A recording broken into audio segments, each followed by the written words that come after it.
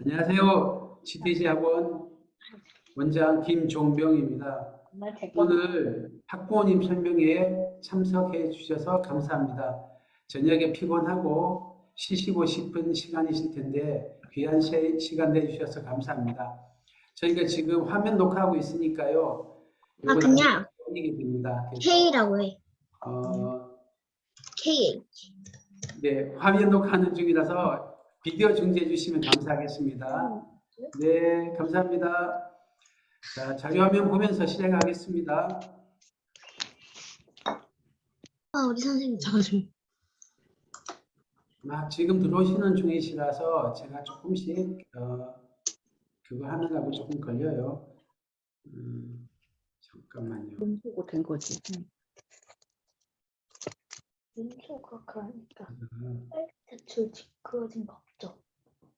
그럼 음소거 또 말이 틀리는 거예요. 슬라이드 쇼로 넘어갑니다.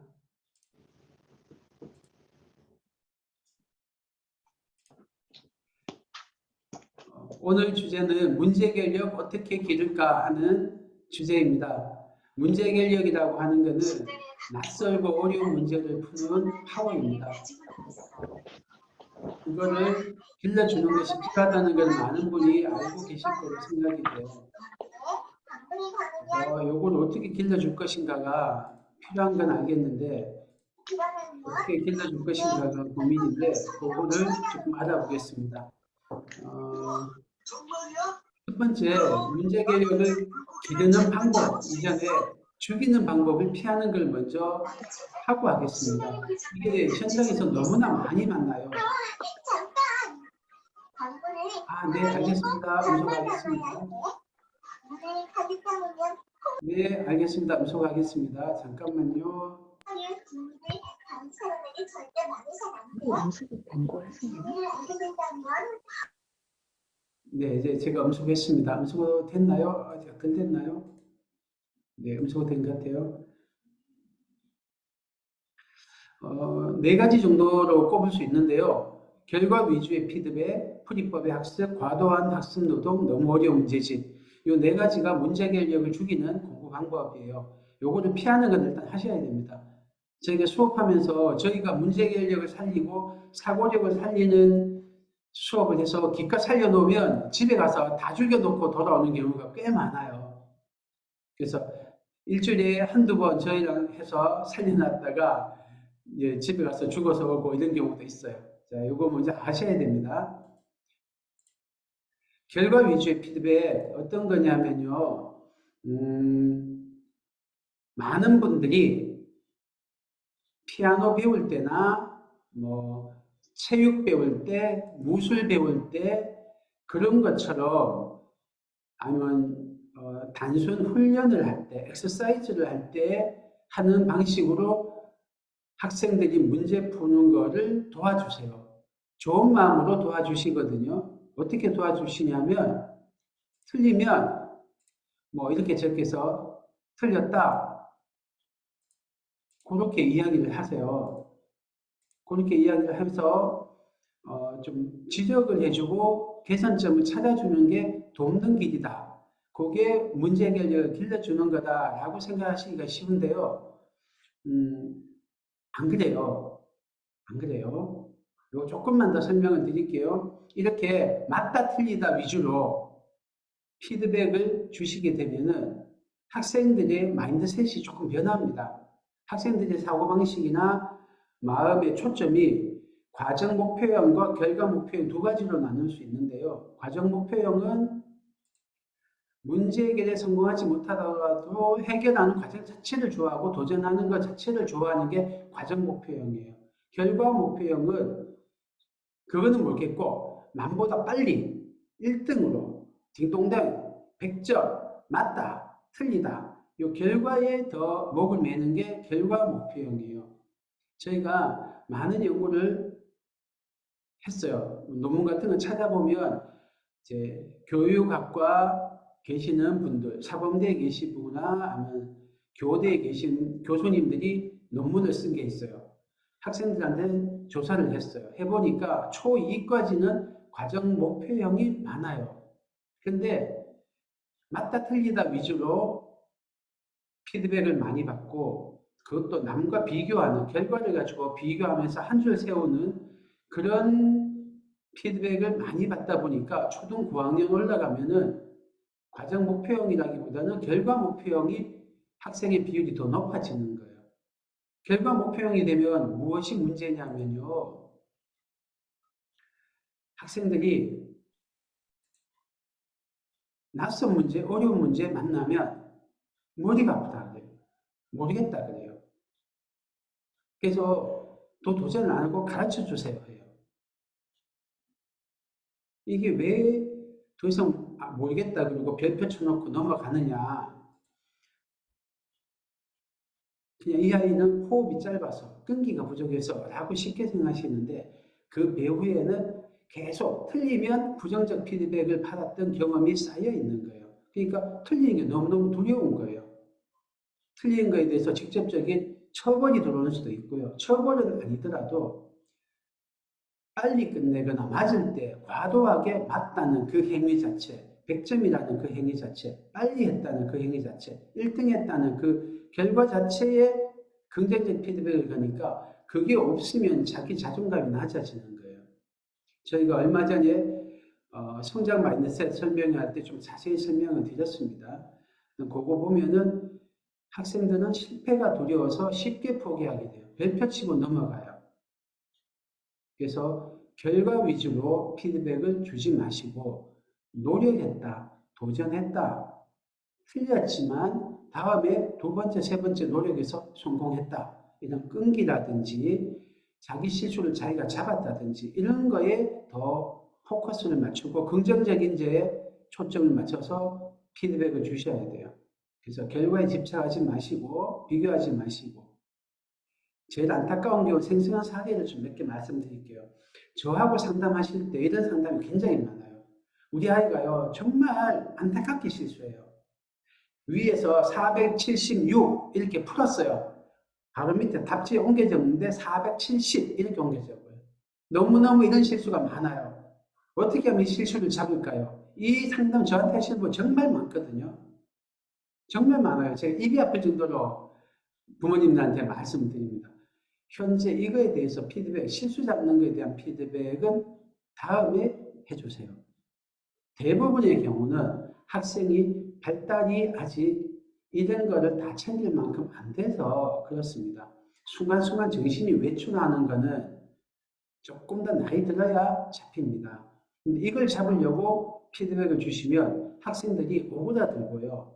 위축되고요. 싫어하게 돼요. 틀릴까봐 두려워하는 학생, 어려운 문제 나오면 별표 치는 학생도 변해요.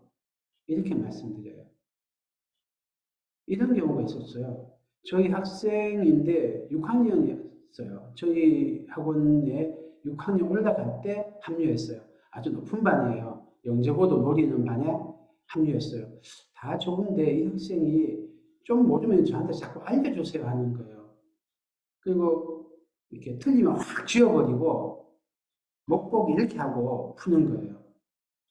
그래서 맞으면 보여주는 거예요. 틀리면 자꾸 지우고 위축돼 있고 맞아요? 틀려요? 이렇게 자꾸 묻는 거예요. 왜 그런가? 머리를 좀 활달하게 써야 되는데 안 하고 있더라고요.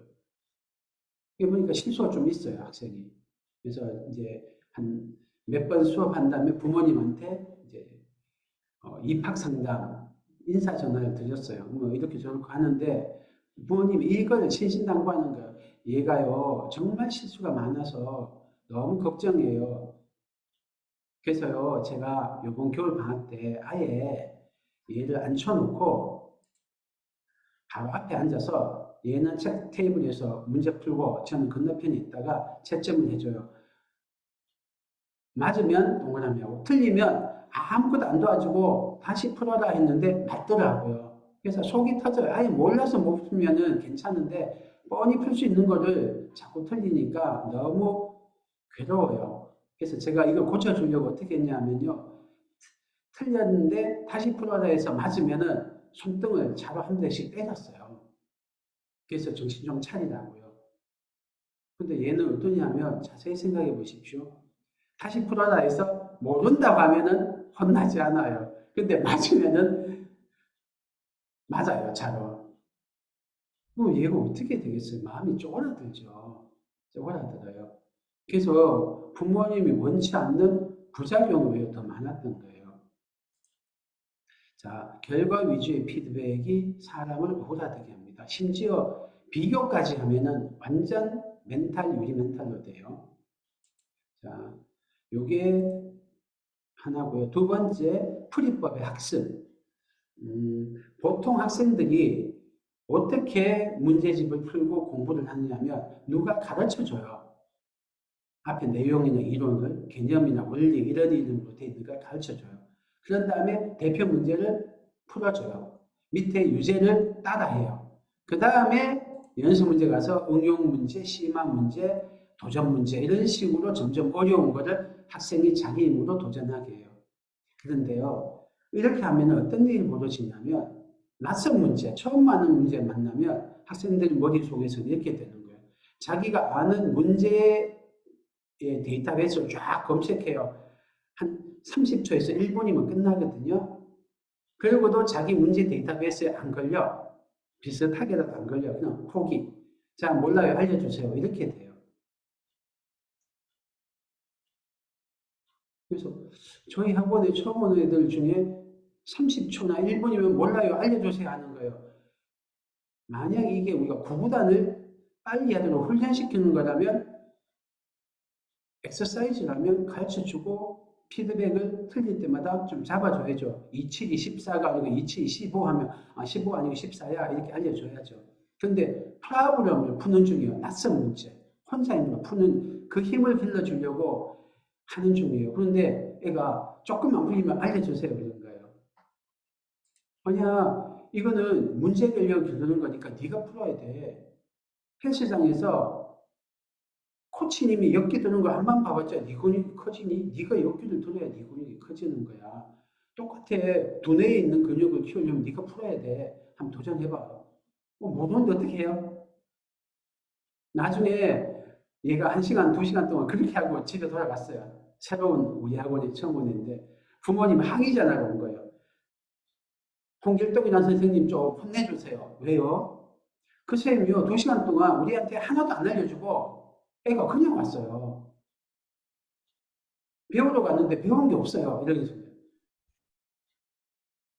그래서 학부모님, 요거는 교과 수업이 아니고 문제 해결력을 기르는 문제 해결력 수업이에요. 그래서 여기는 자기 혼자 힘으로 푸는 거를 경험하게 하고 선생님은 풀고 난 다음에 도와주시는 코칭을 하고 높은 데로 끌어주시는 지도를 하시는 분이세요. 풀어주고 따라하는 방법은 이러이러해서 안 좋아요. 하니까 아 그렇군요 하고 이해가 됐어요. 그래서 애가 학원을 안 끊고 계속 다녔어요. 한 6개월 뒤에 또 전화가 오신 거예요. 그 사이 교사가 바뀌었거든요. 새로 오신 선생님 좀 혼내주세요. 아 왜요? 우리 애가 이제는 혼자 문제 푸는 거 재미 들려서 혼자 풀고 너무 좋아졌는데 새로운 선생님이 자꾸 가르쳐 주시고 힌트 주시려는 거예요. 힌트 못 주시겠죠? 교육해 주세요 하시더라고요. 네.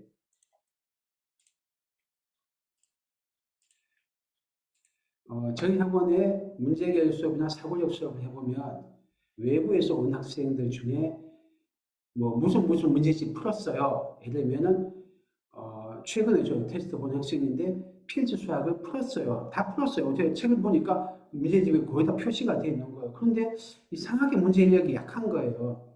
필지 수학 초급을 다 했다는 학생이면 한 이 정도는 돼야 되는데 훨씬 낮은 거예요. 교과 문제 풀 때 심화 문제를 조금만 어려우면 손을 못 대는 거예요.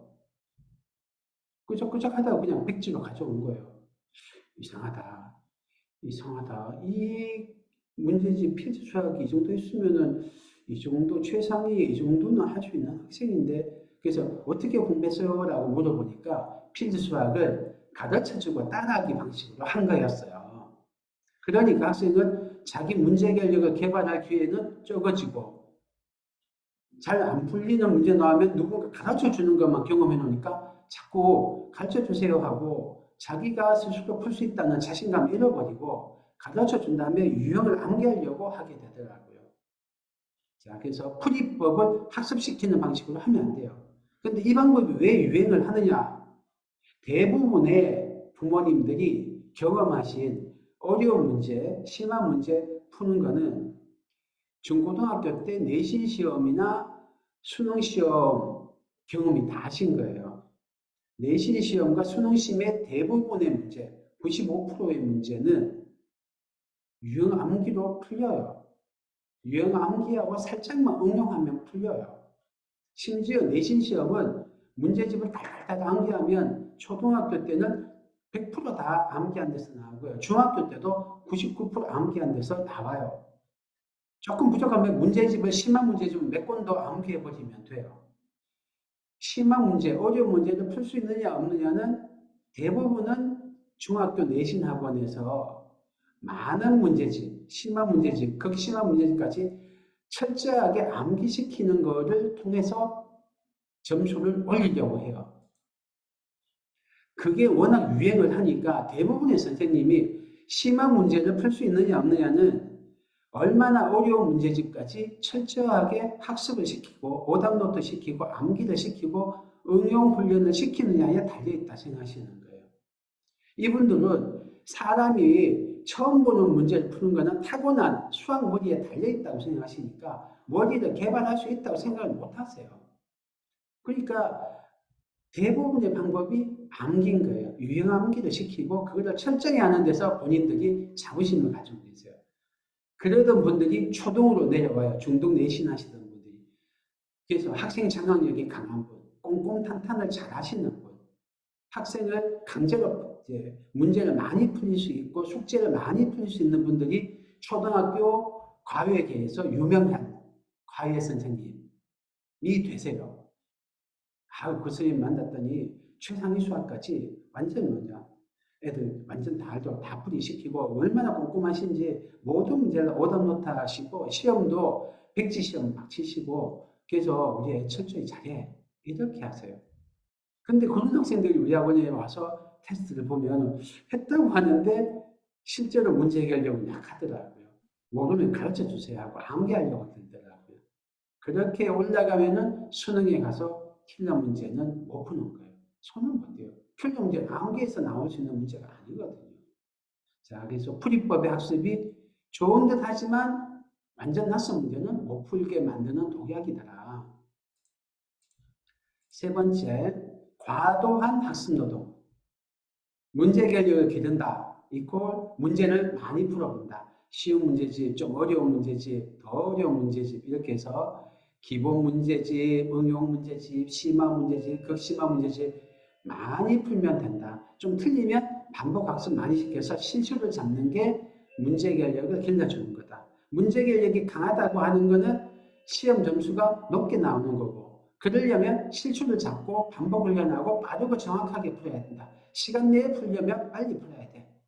그러면 훈련을 해야 돼. 그래서 엑서사이즈 위주로 자꾸 막 시키는 거예요. 근데 이렇게 하면은 수학이 싫어져요. 대부분 어릴 때 너무 일찍부터 사교육을 했더니 중고등학교 가서 애가 커지더라가 이 경우예요. 효율적으로 좀 해야 돼요. 네 번째, 너무 어려운 문제집. 심한 문제집 많이 풀면 문제 해결력 강해질 거다 생각하시고 심한 문제집을 많이 풀으세요. 옛날에는 아주 옛날에는 A급 수학이 제일 유명했어요. 걔 A급 수학 문제집까지 풀어 하면 지금은 중등 A급은 있는데 초등 A급은 사라졌어요. 거의 선택 안 하시거든요. 그 다음에 많이 했던 게 응용 왕수학 이런 어려운 왕수학 중에 시리즈가 있어요. 점프 왕수학, 응용 왕수학도 하나 더 있었는데 왕수학도 이제 거의 사라졌어요. 왕수학은 경시대의 문제를 심한 문제집에 많이 집어넣어서 유명해졌거든요. 이제는 제일 유명한 게 최상위 수학이죠. 최근 10년 동안은 최상위 수학이 제일 유명하고 그 다음 최고 수준 수학 이런 책이 유명한데 그래서 최상위 수학을 많이 풀리세요. 근데 우리 학원에서 입학 테스트 볼 때 최상위 수학을 풀렸다 하면 제가 살짝 긴장이 돼요. 많은 경우 최상위 수학 했다는 애들이 교과 점수가 낮아요. 그냥 기본 문제집만 했어야 하는 애가 점수가 더 높은 경우가 많아요. 거의 한 80%는 그래요. 최상위 수학했다는 애가 점수가 낮아요. 기본 문제집만 푼 애보다. 거의 그래요. 거의. 왜 그럴까? 왜 그럴까? 제가 궁금해서 최상위 수학했다는 애들 중에 우리 학원 다니는 애들 가끔 이제 제가 어떻게 공부했는지 책을 들고 오라고 해서 보거든요. 네, 그걸 보고 나서 깨달은 게 최상위 수학을 할 때 억지로 가르쳐 가면서 오답노트 시켜가면서 풀리세요. 보통은 애들이 그거를 풀기 어려운데 가르쳐주고 오답노트 시키는 방식으로 하시는데요. 특히 중학년, 저학년, 1, 2, 3, 4학년일 때 이렇게 시킨 경우는 첫째, 부모님하고 사이가 나빠져요. 두 번째, 부모님이 애를 조금 한심하게 생각하세요. 아우, 쟤는 게으르다. 쟤는 머리가 좀 나쁘다. 이렇게 좀 한계가 있다. 우리 애는 문과 가야 돼. 이렇게 좀 생각하시는 경우가 많아요. 세 번째, 이게 사실 제일 큰 문제인데, 애가 부모님의 그 생각을 알게 모르게 자기가 받아들여요. 그래서 나는 수학 못해. 수학 싫어해. 나는 여기까지야. 라는 유리천장을 위에 만들어요. 근데 그 유리천장이 보이진 않지만 그 이상 성장 못하게 만들어요. 이런 경우를 너무 많이 봐요. 너무 많이. 근데 왜 최상위 수학한 애들은 왜 이렇게 수학 잘하지? 잘했던 애들 보면 다 최상위 수학 했다고 하는데, 그러니까 학부모 커뮤니티에도 우리 최상위에서 뭐 저쩌고 나오지, 성공 사례로. 근데요, 잘 생각해 보십시오. 최상위 수학에서 잘하는 건지, 잘하는 애니까 최상위 수학도 풀 수 있었던 건지, 심지어는 최상위 수학을 했음에도 잘하는 건지, 한번 보십시오. 저는 후자의 경우가 많다고 생각합니다. 물론 최상위 수학 좋은 문제집이요. 적당한 학생이 하면은 좋아요.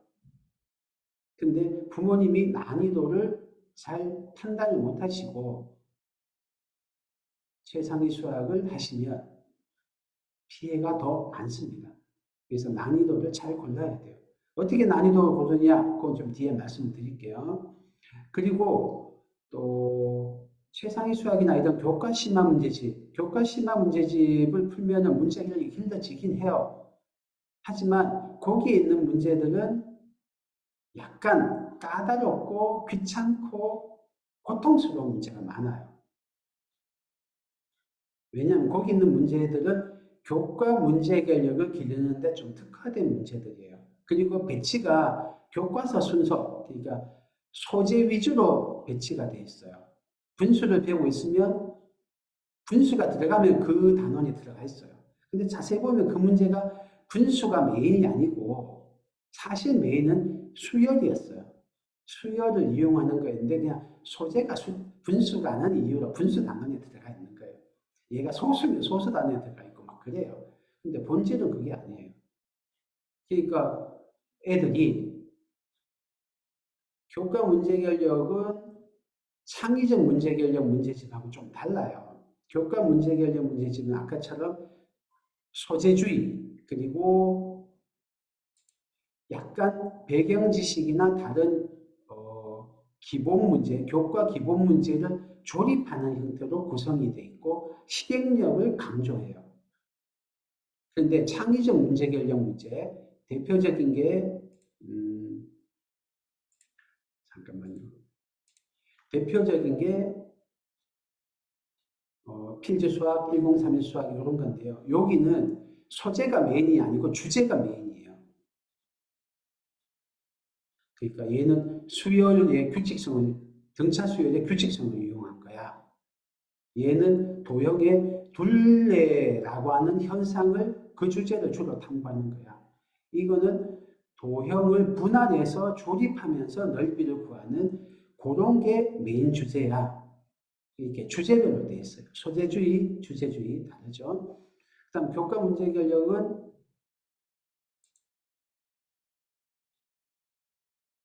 배운 과거의 교과 문제의 작은 문제를 조립하는 게 메인인데 창의적 문제 해결력은 배경 지식이 좀 덜 쓰여요. 교과 문제 해결력하고 이런 차이가 있어요. 그리고 교과 문제 해결력은 소재는 같지만 한 단원에 수열 문제, 도형의 넓이 문제, 포함과 배제라는 주제 이런 것들 여러 주제가 그냥 한 문제 한 문제 한 문제 따로따로 나와요. 근데 창의적 문제력에서는 포함과 배제라는 주제 그것만 해도 2시간 분량, 뭐 도형의 둘레라는 주제만 가지고도 2시간 분량.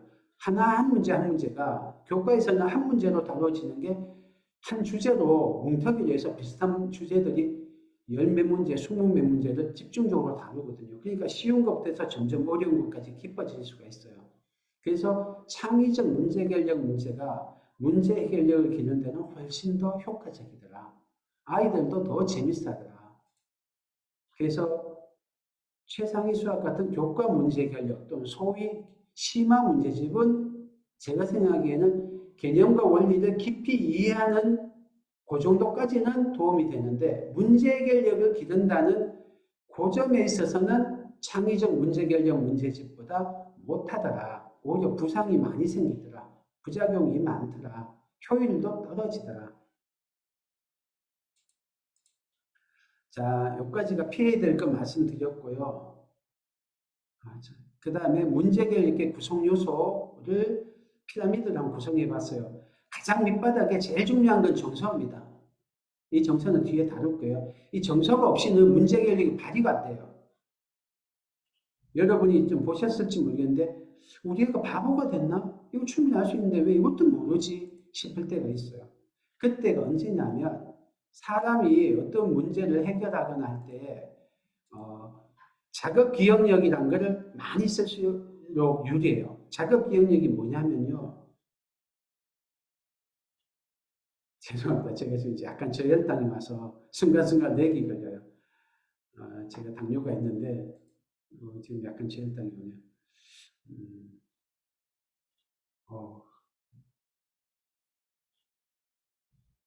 죄송합니다. 자급 기억력이 뭐냐면은 새로운 전화번호를 외웠어요. 그러면서 키를 눌러요. 그럼 동시에 두 작업을 하고 있는 거잖아요. 하나를 하고 붙잡고 있으면서 다른 걸 해야 돼요.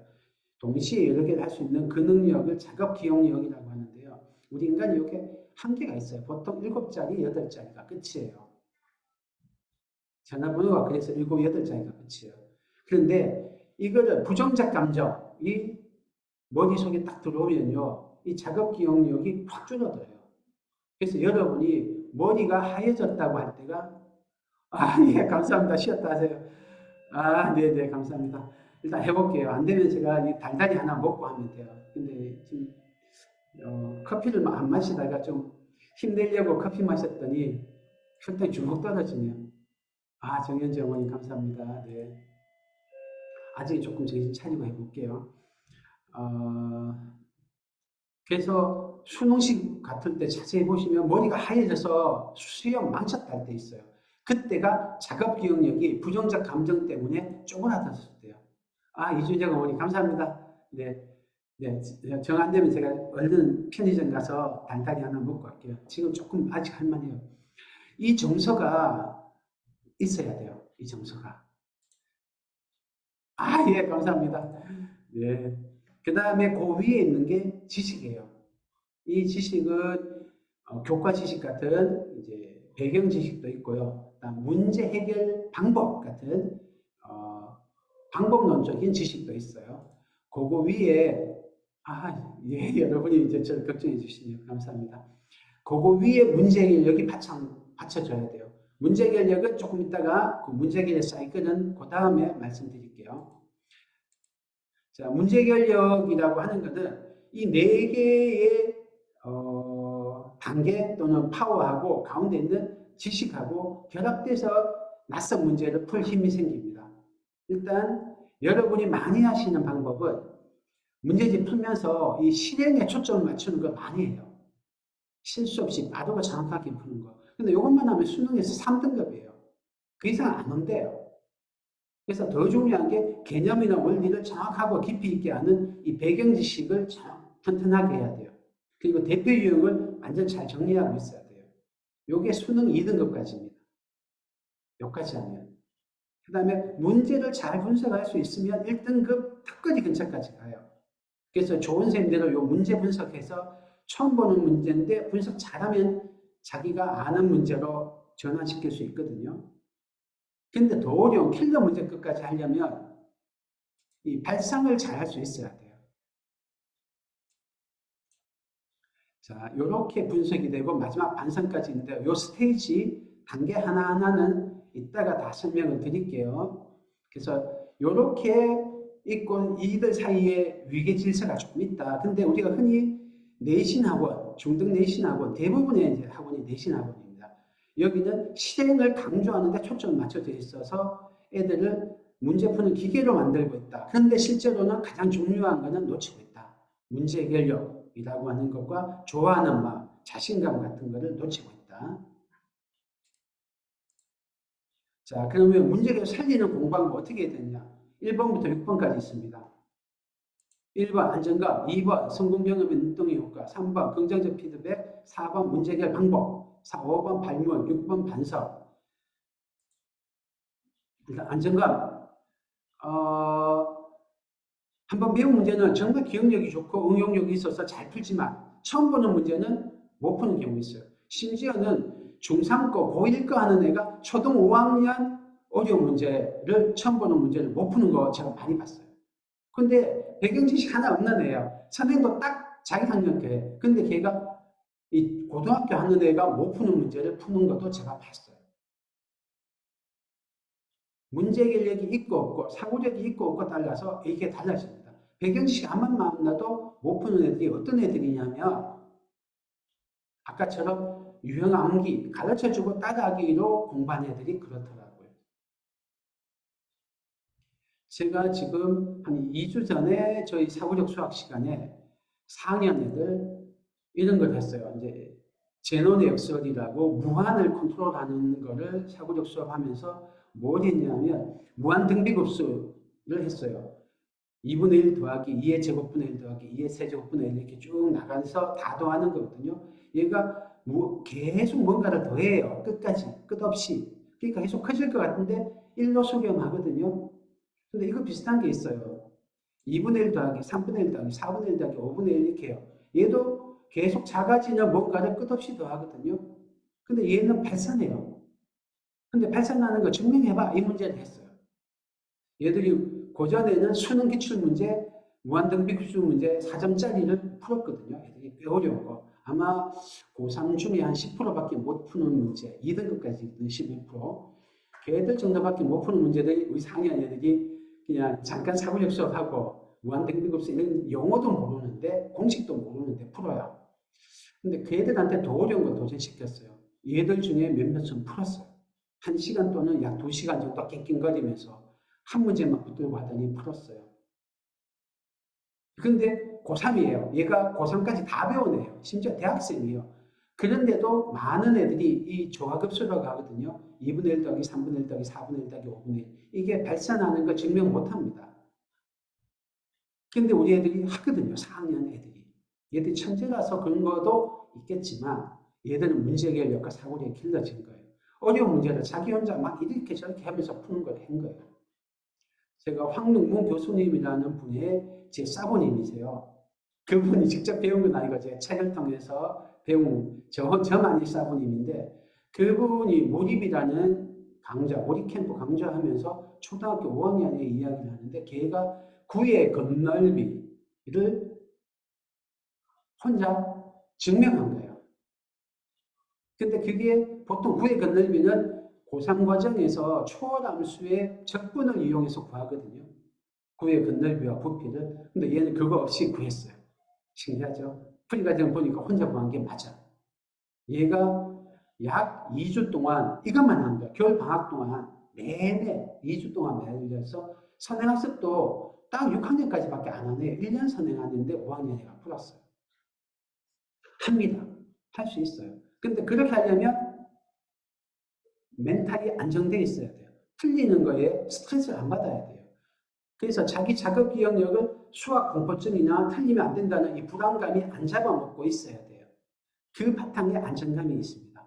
그래서 문제 해결력의 바탕에는 이 안정감이라는 정서가 꼭 필요합니다. 멘탈이 잠재력이 발휘되고 낯선 문제 푸는데 제일 방해가 되는 게 틀리는 거에 대한 두려움이에요. 이거를 여러분이 맞다 틀리다 결과 위주의 피드백을 주다 보면 이게 깨져요. 여러분은 빨리 그보다 빨리 외우게 하려고 결과 위주의 피드백을 많이 하시는데 그런 엑서사이즈 말고 프로블럼한테는 틀려도 괜찮아를 하셔야 돼요. 자, 그래서 틀리는 게 부끄러운 게 아니야. 틀리는 건 도전했다는 증거야. 오히려 용감하지. 오, 잘했어. 네가 틀리는 거 감수하고 알려주세요 안 하고 답지 안 보고 네 혼자 막 도전해서 뭐라도 네 나름대로 결론을 낸 거야. 틀려도 괜찮아. 사실은 틀릴 때 뇌가 자라는 거야. 맞으면 배운 게 없어. 틀려야 배우는 거야. 과학자는 틀린다고 안 하고 실험했다고 하는 거야. 한 번 더 도전해봐. 내가 응원할게. 이 메시지는 주셔야 돼요. 그래야지 애가 베이스캠프 안전한 데서 미지의 세계로 한 발, 두 발, 세 발 나갈 수 있는 거예요. 깜깜하거든요. 내가 맞는지 틀린지도 몰라요. 그런데 나갈 수 있는 그 마음의 힘이 여러분이 틀릴 때 도와주셔야 돼요. 그때마다 이런 긍정의 피드백 주셔야 돼요. 틀려야 배우는 거야. 도전했다는 증거야. 너는 실험을 한 거야. 실패를 잘 관찰해봐. 그 속에는 성공의 씨앗이 있어. 이 메시지를 평소에 주셔야 돼요. 자, 폴리아란 제 또 다른 사부님이세요. 제 사부님이 몇 분 계신데 그 중에 이 폴리아란 분이 어떻게 문제를 풀 것인가라는 아주 고전이 있습니다. 제가 이 책 읽고 수학 교육에 이제 입문하게 됐는데 이 말씀을 해요. 문제를 해결하는 것은 머리로 하는 일이라고 생각하는 것은 잘못이다. 교리와 감정이 중요한 역할을 한다. 낯선 문제를 해결하는데 실패는 필수적이다. 이때 생기는 좌절감을 이겨내야 해결책을 발견할 수 있다. 학생이 해결 방법을 찾으려고 노력하는 과정에서 일어나는 갖가지 감정의 변화에 익숙해질 기회를 갖지 못한다면 그의 수학교육은 가장 중요한 점에서 실패한 것이다. 저는 이건 너무 공감합니다. 어쩌면 수학을 우리가 그 많은 돈과 시간을 들여서 우리 후세대에게 가르치는 첫 번째 이유 중에 하나는 저는 이거라고 생각합니다. 완전 낯선 문제를 만나서 낑낑거리면서 그 좌절감을 이겨내고 계속 밀고 나갈 수 있는 이 힘을 길러주는 것. 이게 수학교육의 첫 번째 목표라고 생각해요. 지식을 알려주는 건 둘째라고 생각합니다. 특히 우리가 선진국이기 때문에 우리 인류가 누구도 개척하지 못했던 지적 전선에 우리 인류의 지적 전선의 최전선을 돌파해내야만 하는 그런 선진국이 됐어요. 우리가 삼성전자가 3나노, 2나노, 1나노 반도체를 만들려면 세계 최초를 하고 있어요. 그걸 할 수 있는 문제 해결자가 우리는 필요합니다. 그래서 교육도 바뀌고 있어요. 거기 어쩜 제가 그걸 하려고 교육 과정을 바꾸고 있습니다. 야, 그 태블릿 두 번째, 성공 경험의 눈덩이 효과. 문제 해결력을 길러주려면요, 이 성취감을 맛보여줘야 돼요. 이 성취감과 자신감이 있어야만 불안한 거를 이기고 앞으로 밀고 나갈 수 있어요. 그래서 쉬운 것부터 잘할 수 있는 거, 재밌는 것부터 조금씩 난이도를 올려가면서 시키십니다. 한꺼번에 어려운 문제집 하지 마시고요. 아니에요. 그래서 지금 좀 약해서 점차 성공하다 보면 아니에요. 좋아지고 자신감이 생겨요. 그러면 좀 더 어려운 문제집도 하게 돼요. 그러다가 성공하면 엄청 나중에는 수학을 좋아하게 돼요. 네, 감사합니다. 음소거 시작할게요.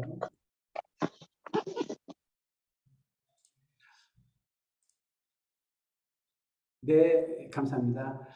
그래서 너무 어려운 문제집이냐 아니냐를 아는 첫 번째 방법. 아무것도 안 도와주고 풀었을 때 정답률 70%가 되는가를 보십시오. 정답률 70% 기준으로 거기서 플러스 마이너스 10%까지는 괜찮다. 그런데 90%가 넘어간다. 조금 시간 낭비다. 너무 쉽다. 조금 난이도를 올려야 되고요. 60% 언더다. 50 몇 프로 이러면은 빨간불이 반짝반짝 하는 거예요. 50% 언더다. 그러면 멈추세요. 전문가인 저희들은 50% 언더일 때도 도전시킬 때 있습니다. 근데 그거는 전문가 아니면 어렵습니다. 어려우니까 집에서 하실 때라면 스톱 하십시오. 그리고 다른 학원이나 과외를 통해서 하실 때도 정답률을 계속 보십시오. A는 괜찮다는데 정답률이 50% 언더로 계속 가고 있다. 그러면 전문가한테 상담 좀 하시거나 스톱하십시오. 저희가 지금 녹화하고 있고 유튜브 올라갑니다. 비디오 중지 부탁드립니다. 비디오 중지해 주십시오.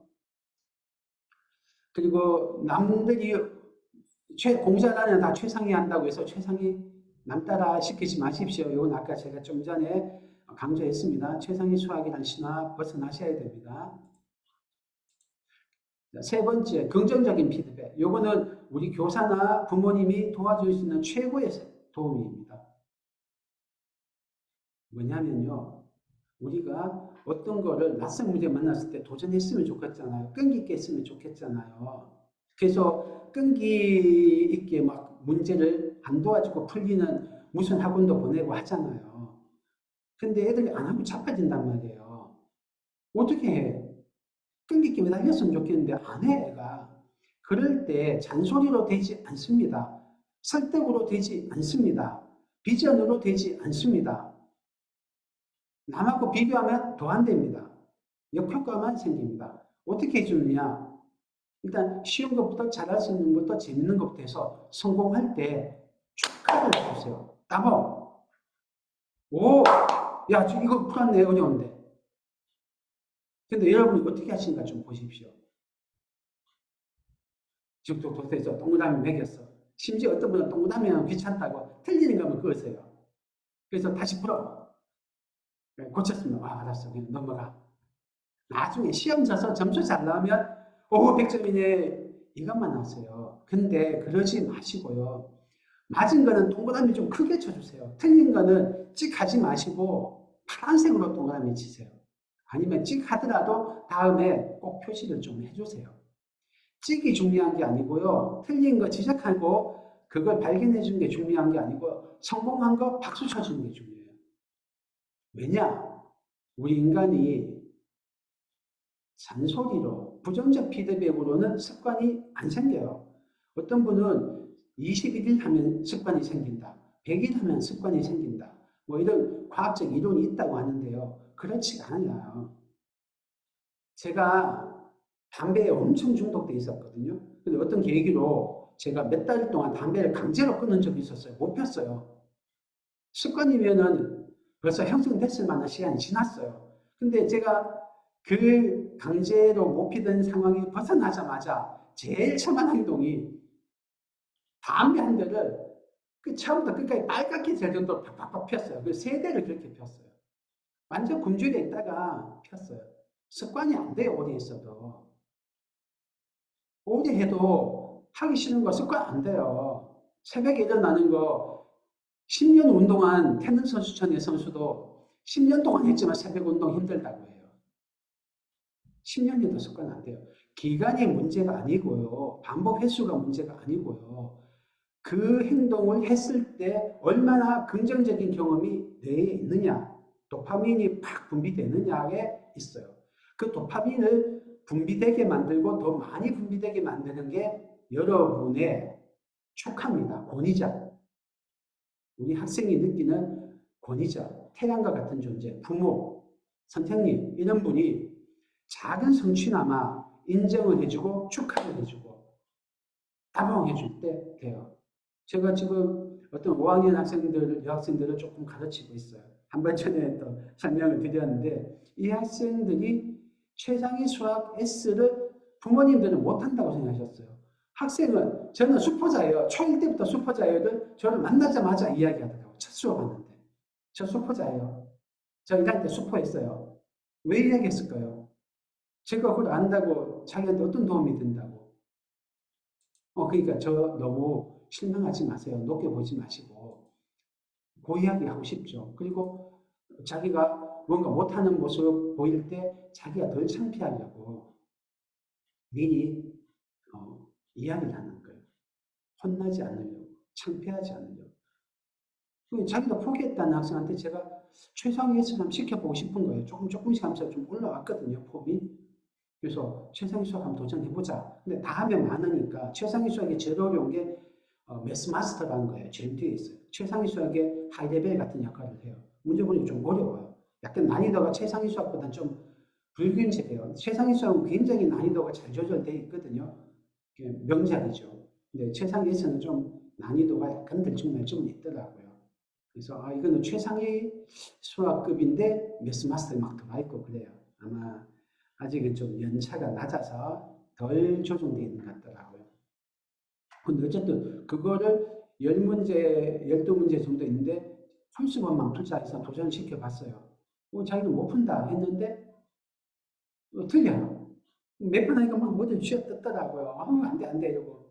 근데 네 풀이를 틀린 거 한번 관찰해봐 하고 제가 가끔 발문을 해주고 뭔가 코칭을 해줬어요.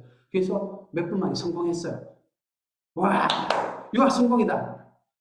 오, 이거 몇 번, 진짜 어려운 문제인데 몇 번 하고 성공했네. 너도 할 수 있어.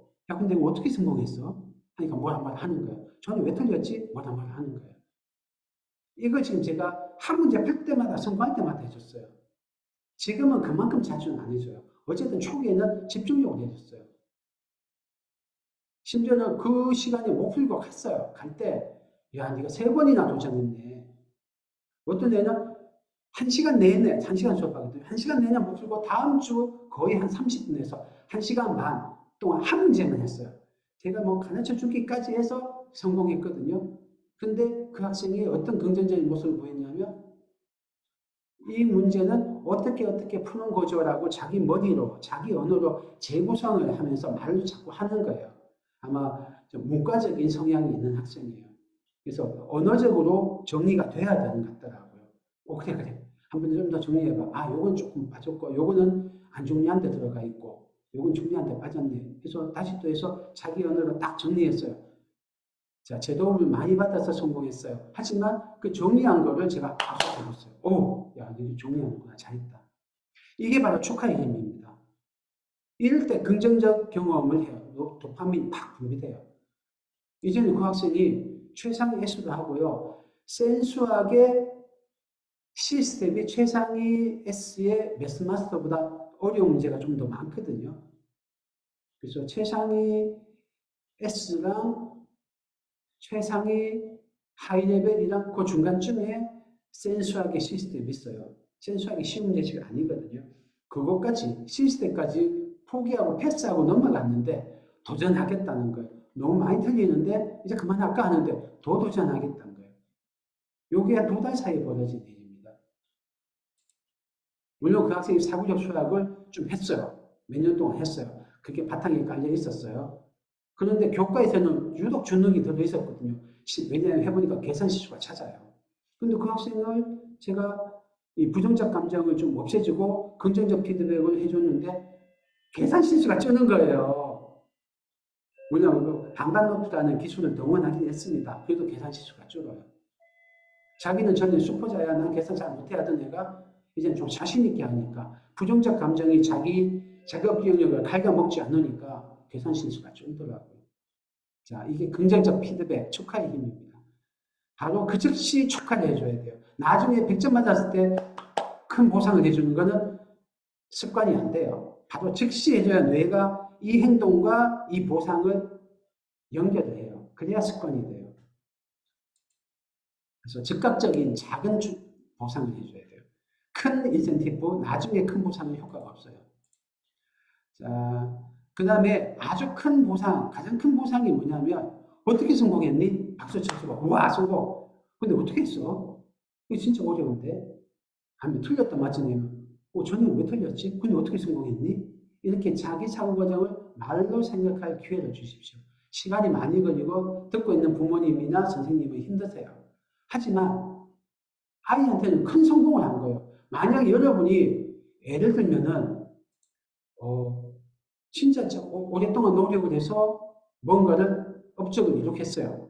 이런 등산을 대청봉을 올라갔어요. 지리산을 천왕봉을 올라갔어요. 아니면 막 못하다가 어떤 기술을 완성해서 성공을 했어요. 그럼 그걸 누구하고 이야기하고 싶잖아요. 아니면 막 해서 내가 공부하고 해서 재테크를 해가지고 아파트를 이렇게 한 2배로 가격이 오르는 걸 성공했어요. 그럼 누구한테 이야기하고 싶잖아요. 근데 여러분이 막 노력을 해서 아파트 막 해서 갈아타기 위해서 자산을 2배로 불렸어요. 그 사이 사실 공부 많이 했는데 아무도 관심 없어. 뭐 2배 벌었죠. 좋아. 아, 요거 고마워. 이런다고 끝이에요. 근데 그게 아니고, 이거 어떻게 했어? 진짜 대단해. 어떻게 한 거야? 그러니까, 이거 내가 옛날 공부하고, 요때 이렇게 물건 나오는데 계속 부동산 가서 뭘 하다가 탁 과감하게 내가 투자했지. 요때가 바닥인 것 같더라고. 그 뒤로 2년 동안 이렇게 오른 거야. 이 말 하고 싶잖아요. 그걸 들어주시라고요. 그게 여러분이 할 수 있는 가장 큰 보상입니다. 사실은 부모님이 아니면 누가 해주겠어요? 나의 성공을 누구랑 나누고 싶어요? 들어줄 사람이 잘 없어요. 남이 들어주겠어요? 선생님들도 좋은 선생님 아니면 이거 잘 모르세요. 이게 중요한 거를. 그래서 어떻게 성공했니? 꼭 좀 해주세요. 자, 4번째, 문제 해결 방법. 이거부터 이제 전문적인 영역으로 들어갑니다. 너무 길어서 자료 화면으로 좀 많이 대체할게요. 자, 머리 아파서 도전 안 해요. 이게 문제란 말이에요. 문제를 끈기 있게 매달려주면 좋겠는데, 머리 아파요. 몰라. 이러고 있단 말이에요. 근데 그때 어떤 심정이냐, 애들한테는. 제가 할 수 있는 건 다 해봤어요. 이제 더 이상 나는 할 수 있는 방법이 없어요. 그래서 이제 난 할 수 있는 방법이 없어서 자신감 잃었어요. 할 수 없다고 생각해요. 그래서 못하겠어요. 좌절하고 있어요. 이 상황. 저는 지금 좌절감이 확 들어서 기가 죽어 있어요. 이거를 머리 아프다고 하고 싫어요 라고 하는 거예요. 이 좌절감을 알아주셔야 돼요. 그런데 끈기 더 해봐라 하니까 자꾸 머리 좋아지지. 심지어는 막 강제로 막 2시간, 3시간 동안 강제로 시키고 경쟁을 시키는 무슨 시스템에 집어넣기도 하시잖아요. 근데 괴롭다고요. 못하면은 자괴감만 들고요. 나는 못났나 봐 이렇게 되고요. 아니면 반발심 들고요. 튕겨나가요. 그래서 가망이 없는데 무조건 버틴다는 이 결심은 안 돼요. 우리 인간의 의지력은 정말 조금밖에 없거든요. 의지력을 너무 과신하지 마세요. 여러분 세계에서 했다가 그 지킨 적 몇 번 돼요. 대부분 사람이 작심삼일해요. 헬스클럽 끊었다가 끝까지 한 사람 없어서 헬스클럽이 거기로 돈 번다고요. 어른도 안 돼요. 대부분 사람이 안 돼요. 그러니까 속담이 작심삼일이 나오는 거거든요. 해답이 가까이 있다고 생각해야 계속 도전하기가 쉬워요. 앞이 안 보이면은 어른도 못 버팁니다. 정말 의지력 강한 탐험대도 더 이상 방법이 없다고 생각하면 포기를 해요. 그래서 자기 베이스 캠프 근처에서 얼어 죽는 사람도 꽤 많아요. 탐험대 중에. 포기할 때 얼어 죽어요. 그래서 어느 정도 성공이 조금씩 있어야 돼요. 그래서 쉬운 것부터 잘할 수 있는 것도 재밌는 것부터 하라고 말씀드리는 거고요. 진짜 큰 도전을 할 때는 좌절할 때 성공할 수 있는 다른 목표를 찾을 수 있게 해줘야 돼요. 그거를 가르쳐 줘야 돼요. 좌절감에 주저앉지 않고 뭔가 할 수 있게 하는 게 그게 문제 해결 방법, 문제 해결 기술이라고 부르는 거예요. 자, 그 기술 중에 제일 큰 게 발견적 징조입니다. 영어가 좀 번역한 거라 좀 어렵죠. 징조란 말은 애들은 잘 모를 거예요. 자, 우리는 어른이니까 이렇게 할게요. 자, 이런 거예요. 콜럼버스가 태평양을 대서양을 지나가면서 포기하려고 했었어요. 그러다가 포기하게 해서 배 전체가 좌절해서 이제 죽을 똥 살똥할 때 새 한 마리를 본 거예요. 육지가 아니면 세계에 있을 수가 없잖아요. 육지가 가까이 왔나 보다 해서 힘을 내서 막 갔더니 남아메리카 대륙에 도달했더라. 그 이야기 있잖아요. 이런 거예요. 새를 봤다. 이런 게 발견적 징조예요. 그러니까 이쪽은 올바른 길로 가고 있구나. 좀 더 가보자. 이 힘이 나는 거예요. 그것도 없을 때 망망대해를 갔더니 그냥 자꾸 지치는데. 새가 나왔다고 해서 육지가 있다고 확신할 수는 없어요. 하지만 이런 발견적 징조 없이 계속 나가는 거는 중도 포기할 가능성이 너무 높아요. 근데 애들이 발견적 징조를 잘 볼 줄 몰라요. 이것의 중요성을 잘 몰라요. 그래서 이런 발견적 징조는 어떤 행동을 가이드를 해줘요. 인도를 해줘요. 첫째, 너무 오랫동안 징조가 없으면 엉뚱한 길이다. 돌아가라. 시간 낭비하지 마라. 이런 걸 알려주기도 하고요. 그 다음에 뭔가 징조가 나면 여기에 뭔가 있구나. 더 파봐야지. 라고 에너지를 집중하도록도 하고요. 이런 거 하나 둘 있으면 아직 문제 해결까지 멀어도 그 어려운 과정을 참을 수 있어요.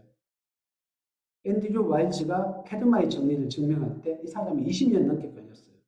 특히 마지막 10년은 아무 도움도 없이 진짜 나가야 됐어요. 그때 중간중간에 도움되는 게 있었어요. 허준이 교수가 필즈상을 탔잖아요. 이 허준이 교수가 그 이야기를 해요. 자기가 어떤 거에 어려움을 부딪히면은 다른 분들을 통해서 도움을 받았다. 자기가 세미나나 학회나 이런 걸 많이 하거든요. 수학자들은 그게 아주 중요하다고 해요. 그래서 이야기하다 보면 자기 문제 해결에 도움이 되니까 그때 아이디어나 새로운 지식이나 뭐 논문이나 이런 거를 알게 된다는 거예요. 또 공동 연구하다 보면 그 사람도 못 풀고 나도 못 풀었지만 이야기하다 보면 어떤 도움되는 게 탁 해서 이거 딱 뭔가 희망이 있는데 이런 게 생긴다는 거예요. 그거를 아주 높게 평가해요. 그래서 자기는 다 남한테 도움받아서 풀었다고 해요. 인터뷰를 한번 보십시오. 이게 발견적 징조가 가지는 힘이에요.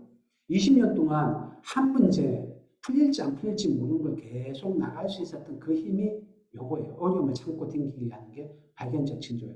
애들이 이 발견적 징조를 알아보게 하고 요걸 찾도록 해야 돼요. 그래서 좋은 징조들을 좀 알려줘야 돼요. 요거 있으면 좋은 거야. 이쪽으로 가라는 거야. 이게 있을 때 힘을 내. 포기하지 마. 네가 문제까지는 해결할지 못할지 답답해도 요런 거 하나라도 발견하면 네가 포기 안 해도 돼. 그러면 애들이 문제 해결할 아이디어는 안 떠올라도 요런 거는 좀씩 보이거든요. 그러면은 머리 아파요 하고 포기를 안 해요. 자, 제일 많은 게 문제에 있는 조건 중에 어떻게 써먹는지 몰랐던 거 하나라도 더 써먹으면 한 발짝 나가는 거예요. 좀 비슷하지만 좀 단순한 다른 문제가 풀리면 한 발 풀린 거예요. 제가 이런 경우 있어요. 1부터 1000까지 어떤 걸 하라고 했어요. 그럼 1000번째가 뭐냐 이런 문제인데 애들 모르겠다 그래요. 10분 해도 모르겠다 그래요. 근데 제가 딱 이렇게 도와줘요. 한 개일 때 어떻게 되니? 두 개일 때 어떻게 되니? 세 개일 때 어떻게 되니? 세 개만 시험을 시키면 애들이 하고 포기 안 하고 풀어요. 힘이 나서 와 이러면서 달려들어요. 제가 힌트 줬나요? 안 줬죠. 포기하려는 애한테 좀 더 단순한 문제, 1000개가 아니고 1개, 2개, 3개일 때 문제를 풀려고 해요. 이것만 해도 애들이 힘이 나요. 어떤 경우는 제가 이렇게 도와줘요. 하나도 안 도와주고요. 자, 이 조건 있지? 자, 이 조건을 제가 적어줘요. 따로 떼서. 그 다음에 걔들 사이의 관계를 그림을 이렇게 순서도처럼 약간 도식화해서 화살표만 해줘요. 그러면 풀려요. 어떤 경우는 자료를 표에다가 문제 주신 조건을 표에다가 차례대로 한눈에 알아볼 수 있도록 써주기만 해요. 하나도 힌트 안 줘요. 그냥 정보만 정리를 해줘요. 그러면 애들이 힘이 나서 풀어요. 그리고 성공하는 경우가 많아요. 어떤 경우는 네 번째 문제를 그림으로 그려줘요. 뭐 주로 속도 문제 예를 들면은 뭐 어쩌고 속도가 떨어졌고 뭐 기차가 떨어졌고 이런 문제가 있어요. 그냥 이렇게 딱 해서 기차가 터널을 들어갔다가 나오는 걸 그려만 줘요. 그러면 풀어요. 정말 희한하죠. 우리 인간이 타고난 머리로 이 문제는 풀 수 있는 문제야. 이거는 못 푸는 문제야. 나는 머리가 나쁘니까 요 문제는 풀 수 있고 요건 못 풀어. 나는 육두품이니까 1등 수학까지는 풀고 최상위의 하이 레벨은 못 풀어. 이렇게 생각하시기 쉬워요. 그러니까 내가 못 풀면 내 머리가 나빠서 못 푼다고 생각하시는데 그렇지가 않습니다. 하이 레벨 그 문제 못 푼다고 했던 애한테 제가 이렇게 한 개일 때, 두 개일 때, 세 개일 때 한번 풀어봐. 그림만 그려주고 표만 해줘도 풀어요. 그 사이에 머리가 늘었나요? 1, 2분 사이에 머리가 좋아지지 않았어요. 그런데 정보만 정리했는데도 조금만 좋은 징조라고 해도 풀려요. 심지어는 애가 뭐 풀다가 포기하고 안 풀리려 하는데 야, 너 아까 거기 근접했어. 그 방향 좋아. 이 말만 해줘도 애들이 풀어요. 포기 안 하고 달려들어요. 가까이 갔어. 이것만 해도 못해요. 자, 이런 게 좋은 징조들입니다. 6번, 7번, 8번, 9번 뭐 다 좋은데 너무 길어서 다 말씀을 안 드릴게요. 하여튼 이 좋은 징조를 발견적 징조라고 하거든요. 얘를 평가하는 게 중요하다. 이 자료는 제가 저희 블로그에 올려놓을 테니까 필요하신 분은 다음에 다운받아서 보십시오. 여러분이 학생을 도와줄 때 이것만 탁탁탁 너 잘 가고 있어 이 말만 해줘도 도움이 돼요. 자, 그래서 문제 해결 방법을 알면 머리 아파요 하고 포기하는 애를 도와줄 수 있다. 자, 문제 해결 방법을 배운다는 것은 실패하더라도 인내하는 것을 배우고 조그만 진전의 가치, 아까 발견적 징조라고 했죠. 요거의 가치를 알아보는 걸 배우고 그러다가 보면은 핵심적 아이디어가 탁 나타나거든요. 근데 그게 희미해요. 하여튼 그 핵심적 아이디어가 나타날 때까지 기다리는 걸 배우고 그 핵심적 아이디어가 나타났을 때 거기에 모든 힘을 집중하는 것을 배우는 게 문제 해결 방법을 배우는 거예요. 말이 좀 추상적이라 어렵죠? 어려운데 아까 지금 몇 개 예를 들어드렸어요. 이거는 사실 전문가가 좀 훈련 받아야 돼요. 부모님이 좀 어려우십니다. 대부분의 학원생들은 문제 폭탄으로 문제 유형 암기시키고 심화 문제집 오답노트 철저히 시키고 또 중간중간 테스트에서 완전 장기 기억으로 전환시키는 것만 하세요. 아이들에게 이 기술을 가르쳐 주지 않으세요. 자기 혼자 힘으로 포기하고 싶을 때 포기 안 하고 자기가 그냥 엉금엉금 기어서라도 전진하게 만드는 그 기술을 우리가 가르쳐줘야 돼요. 이게 문제 해결력의 아주 중요한 기술입니다. 자, 문제 해결 방법. 아이디어가 떠올랐을 때 희미하기 때문에 인식 잘 못해요. 핵심적 아이디어도. 문제 해결이 좋은 사람, 아이디어가 많은 사람, 아이디어가 팍팍 떠오르는 사람을 생각하죠. 그렇지 않아요. 저는 이게 되게 위안이 됐어요. 저는 고3 때까지 저는 수학머리가 좀 나쁘다 생각했어요. 대학교 들어가서 서울대수학과에 가니까 진짜 나는 머리 나쁜 것 같은 거예요. 근데 진작에 제가 이 폴리아 선생님의 어떻게 문제를 풀 것인가에 대한 책을 봤었으면 제가 대학원을 갔을 수도 있어요. 자, 어쨌든 문제 해결이 좋은 사람이라고 아이디어가 더 팍팍 많이 빨리 떠오르는 게 아니다. 다만 희미하게 떠오르는 아이디어를 잘 붙잡고 거기에 힘을 집중할 줄 아는 사람이 문제 해결력이 좋은 사람입니다. 자, 5번째. 자, 그래도 이제 애들이 참 막혀요. 막힐 때 자기가 자기 생각을 굴리거나 아이디어를 떠오르게 만들고 하는 거에 도움이 되는 걸 발문이라고 합니다. 보통은 발문을 안 하시고 풀이법을 알려줘요. 많은 분들이. 특히 부모님들이 전문적 훈련 안 받으시면 그렇게 되기 쉬우세요. 문제집, 답지 보고 좀 알려주세요. 힌트를 주세요. 근데 죽이는 거예요. 문제 해결력을 죽이고 자신감을 죽이고 과제 집중력을 죽이는 거예요. 유행 암기에 의존하게 만드는 방법이에요. 이렇게 필지 수학 1031 공부한 애들은 문제집은 끝냈는데 문제 해결력이 약한 경우를 많이 봅니다. 그래서 풀이법을 알려주시면 안 돼요. 엑서사이즈는 알려줘도 되죠. 근데 프로블럼을 알려주시면 안 돼요. 왜냐하면 문제 해결력이란 파워를 기르는 게 목적이기 때문에 그래요. 자, 그럼 어떻게 하느냐? 발문을 하십시오. 이거 가장 좋아요. 어떻게 발문하면 되느냐? 이따 뒤에 알려드릴게요. 다음 2번째, 발문이 이게 좀 어렵거든요. 발문이. 어려우시면 답지 한 줄만 보여주세요. 어설프게 힌트 주지 마시고. 힌트를 잘못 주면은 답지를 그냥 알려주는 게 돼요. 그냥 답지 한 줄만 보여줘요. 그래도 안 되고 그 다음 줄 보여주세요. 여기까지. 근데 답지 한 줄 보여주려면 적어도 뭘 하고 와야 되냐면 10분 또는 15분 하여튼 정해진 시간 이상 고민하고 와야 돼. 그 다음에 네가 이 문제를 풀 때 여기까지는 알겠는데 여기서 막혀요 라는 거를 나한테 한번 들고 와야 돼. 즉 고민을 했다는 증거를 가지고 와야 답지 한 줄 보여주는 거예요. 그렇게 하면은 적어도 힌트를 막 주거나 풀이법을 알려줘서 생기는 독약은 방지할 수 있어요. 근데 이게 좋은 건 아니에요. 더 좋은 거는 발문입니다. 근데 이게 워낙 좀 먼저 훈련이 필요해서 부모님이 조금 어떠실지 모르겠는데 안 되면 답지 한 줄 보여주게 하세요. 그래도 안 되면 똑같은 거 풀어주지 마시고 비슷한 작은 문제 하나 풀어주세요. 첫 번째, 어떻게 되느냐? 1000개가 있을 때 어떻게 되느냐? 문제라면 1개일 때, 2개일 때만 풀어주세요. 그러면 돼요. 근데 세 번째는 부모님 공부하셔야 되니까 좀 귀찮죠? 어렵죠? 그래서 그냥 2번에서 끝나세요. 자, 그럼 어떻게 발문하느냐? 이거 제가 폴리아 선생님의 어떻게 문제를 풀 것인가를 몇 주 동안, 몇 주가 뭐예요? 저는 이거 몇 번을 공부했거든요. 개를 압축해서 요 몇 페이지로 만든 겁니다.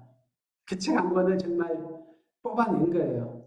그거에다가 제 수업 경험이나 이런 걸 담은 거예요. 그래서 엑기스 중에 엑기스입니다. 근데 다 전달을 금방 해드리기는 어렵고 상세한 거는 어떻게 문제를 풀 것인가라는 책을 읽어보시기 바랍니다. 근데 뭐 바쁘신데 이것까지 읽기가 쉬울지는 모르겠는데 만약에 여기 중에 혹시 선생님이 계시다면 꼭 읽어보십시오. 여러분이 문제 해결력을 길러주겠다. 단순히 문제 암기시키는 사람이 아니고 내가 없어도 내가 안 가르쳐줘도 잘 풀 수 있는 애를 만들겠다 하면은 이 책을 보십시오. 자, 첫 번째 문제 분석 단계. 아까 문제 해결력에서 분석, 발상, 실행, 반성 이 4개의 단계가 있다고 했잖아요. 이 4개의 단계마다 어떤 발문을 도와주는가예요. 구하는 게 뭐지? 주어진 게 뭐지? 주어진 걸 낱낱이 분해해봐.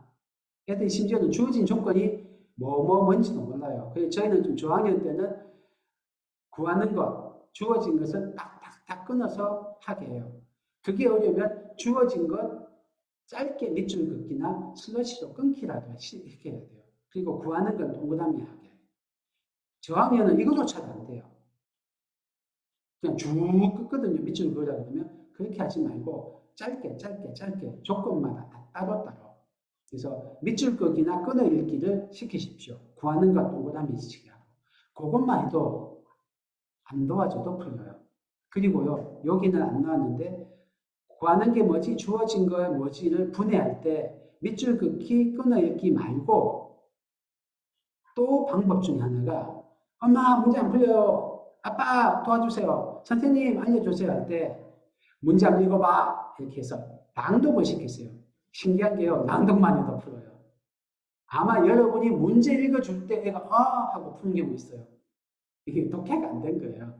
그러니까 문제 분석 단계에서 기본 중에 기본은 독해력인데 독해력 약한 애들 너무 많으니까 낭독만 시켜도 풀립니다.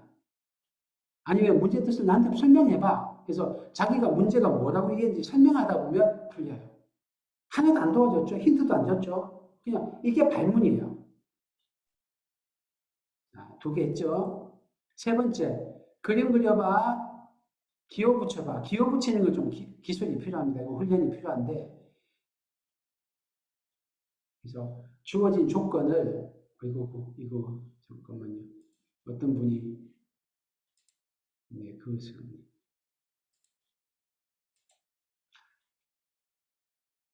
자, 그래서 그림 그려보고 기호 붙여보는 게 굉장히 중요합니다. 네 번째, 주어진 조건을 만족하는 경우를 직접 한번 찾아봐봐. 실험해봐. 아주 중요한 발문이에요. 숫자 몇 개 넣어봐. 삼각형 때 되니? 사각형일 때 되니? 숫자 1일 때 되니? 2일 때 되니? 1억이면 되니? 이런 식으로. 그 다음에 주어진 조건으로 구하는 게 돼? 이 조건이 없어도 되는 거 아니야? 이 조건 없어도 되는 거 아니야? 조건이 부족하지 않아? 이것만으로도 돼? 답을 못 찾을 것 같은데? 하여튼 이런 식으로 조건으로 이게 충분히 나오는가만 어렴풋하게 이제 엑스레이를 찍어보는 방식이에요. 그것만 해도 애들이 머리를 돌려요. 대표적인 게 목풀개수야 하거든요. 목풀개수 하면 엄청 큰 소리를 이야기해요. 1억이면 되니? 그건 너무 커요. 1억은 말도 안 되죠. 모르는 거 아니네. 그럼 빵 깨면 돼? 빵 깨면 말이 안 되죠. 꼬빠 너 모르는 거 아니네. 1억 아니고 한 1000개면 돼? 1000개도 안 되죠. 이렇게. 그러면 이제 애들이 포기 안 하고 숫자 몇 개 넘어서 실험하기 시작해요. 자, 이번에는 이제 문제 이해 단계예요. 그걸 넘어서면 아이디어를 또 올려야 돼요. 여기서 중요한 거는 배운 것 중에서 도움이 될 만한 거 있니? 라는 반문이에요. 옛날에 구주이배라는 학원이 있어요. 요즘도 있죠. 그래서 구주 중고등부 하는 학원이에요. 송파 강동에 좀 많아요. 책도 있어요. 구주이배라는 책. 이분이 애들한테 수학 문제 가르칠 때 하도 애들이 암기를 하니까 앞글자만 따서하는 거예요. 구하는 게 뭐니? 주어진 게 뭐니? 이걸 어떻게 써먹을까? 배운 것 중에 관계 있는 게 있을까? 요것만 하면은, 요것만 해도 못 풀고 낯선 문제에 제가 생각하기에는 70%는 풀려요. 요것만 하면은. 70%는 풀리는 거예요. 그래서 이 많은 발문을 다 셀프 발문하도록 못 가르치겠는 거예요. 저는 이거 옛날에 초기에는 코팅해서 애들한테 줬어요. 안 하더라고요. 이 좋은 거를 가르쳐주고 막 했는데 코팅을 해도 안 해. 그래서 저도 이제 막 10개로 압축해서도 주고 했는데 안 해요. 그래서 이 쌤이 답답하니까 9주 2배 4개로만 한 거예요. 요거만 한 70%가 풀리거든요. 자, 안 되면 9주 2배라고 하세요. 제가 꿀팁 많이 드린다. 제가 이제 깨알자는 걸 하네요. 자, 7번째, 구하는 걸 잘 봐. 자, 너무 자세한 건 지금 시간이 없어서 넘어갈게요. 자, 실험해봐. 그 다음 추측해봐요. 실험과 추측이 굉장히 중요합니다. 자, 저는 아까 이제 문제 분석할 때도 실험이 들어갔는데 아이디어 또 올릴 때도 실험이 중요해요. 간단한 경우부터 실험해봐. 1개일 때, 2개일 때, 3개일 때. 그 다음 패턴을 발견해봐. 아니면 극단적인 경우를 실험해봐. 1억일 때 돼? 이런 게 극단적인 경우거든요. 아니면 이걸 한번 추측을 해봐. 얼마 좀 돼 보이니? 한 애들이 뭐 집단이 몰렸어요. 한 100 정도 되는 것 같아요. 아 그래? 한 100이라고 치고 해봐. 해보면 100이면은 너무 크거든요.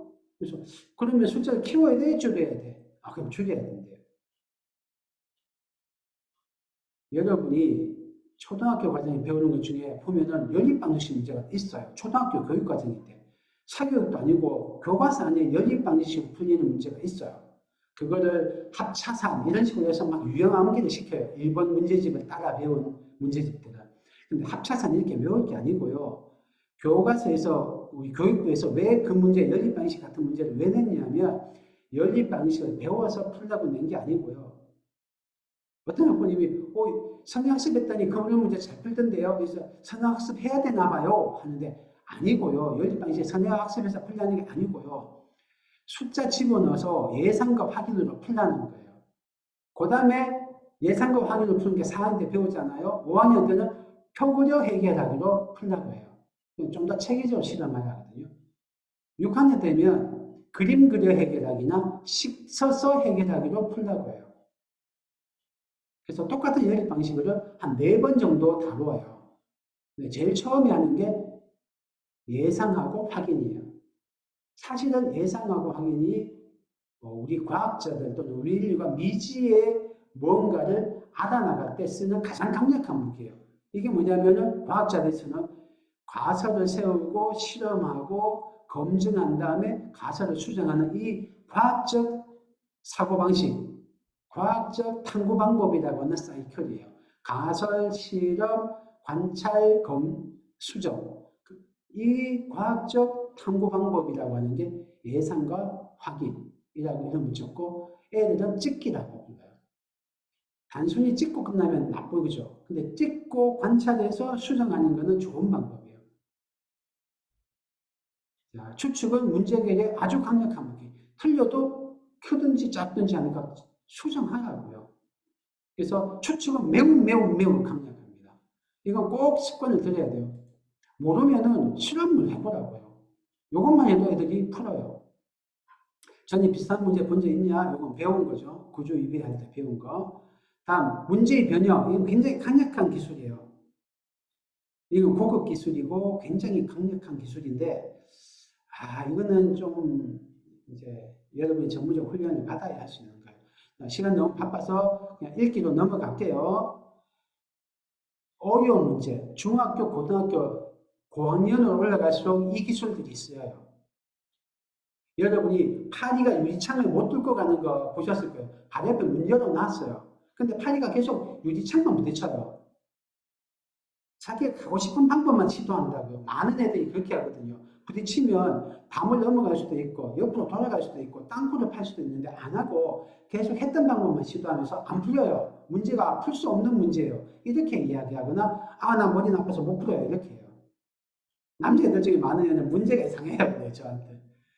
야, 그거 아니고 너 좀 다르게 생각해봐. 네가 맨날 같은 것만 시도하니까 그렇지. 하면서 이런 발문을 던지면 푸는 경우가 있어요. 근데 이게 유연성이에요. 유연성이라서 그냥 문제결력 문제집상 잘 안 되더라고요. 이 유연성은 사고적 수학을 해야 좀 길러져요. 문제결력에서는 안 되고 교과에서는 더 안 되고요. 교과는 오히려 머리가 굳어져요. 사고력을 하세요. 요거는. 자, 그다음에 이제 이 고급 기술인데 렘마라고 합니다. A가 풀고 싶은 거예요. 근데 직접 못 푸니까 A를 풀기 위해서 B를 먼저 하는 거예요. 예를 들면은 예를 들어 시간 너무 없네요. 하여튼 A를 풀기 전에 좀 단순한 몇 개의 문제로 작은 문제로 분해를 해요. 그래서 요거 풀고 요거 풀면은 요 문제가 풀리네. 그러면 요거는 어떻게 풀지? 요건 어떻게 풀지? 이렇게 하는 거예요. 수능에 4점짜리 문제나 킬러 문제는 큰 문제를 요런 작은 문제로 분해해서 렘마를 잘 설정하는 게 수능 킬러 문제를 푸는데 가장 핵심적인 거예요. 요 문제를 분해하는 거. 요때 쓰이는 이제 발문술이 렘마입니다. 요겁니다. 11번. 아, 그래요. 또 넘어갈게요. 그래서 수능 킬러 문제만 고3들은 따로 전문 학원 가서 하잖아요. 수능 2등급 노린 애들은 이런 전문 학원 안 가요. 그냥 일반 학원 가서 뺑뺑이만 도는데요. 그거 이상의 1등급 또 상위 1%까지 노린 애들은 요 전문 학원, 킬러 문제 전문 학원을 가는데 그때 그 선생님들이 하시는 게 바로 이거예요. 문제를 어떻게 분석해서 작은 문제를 분해하는 거예요.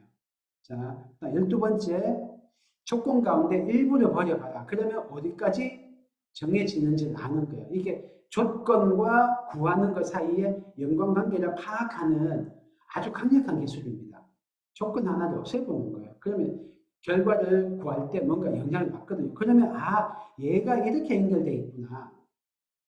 회로 중에 스위치를 하나하나 꺼보는 거야. 그러면 아, 이 스위치 끄면은 저쪽 불이 나가네. 이 스위치 끄면 이쪽 불이 나가네. 이렇게 알잖아요. 그거하고 비슷한 거예요.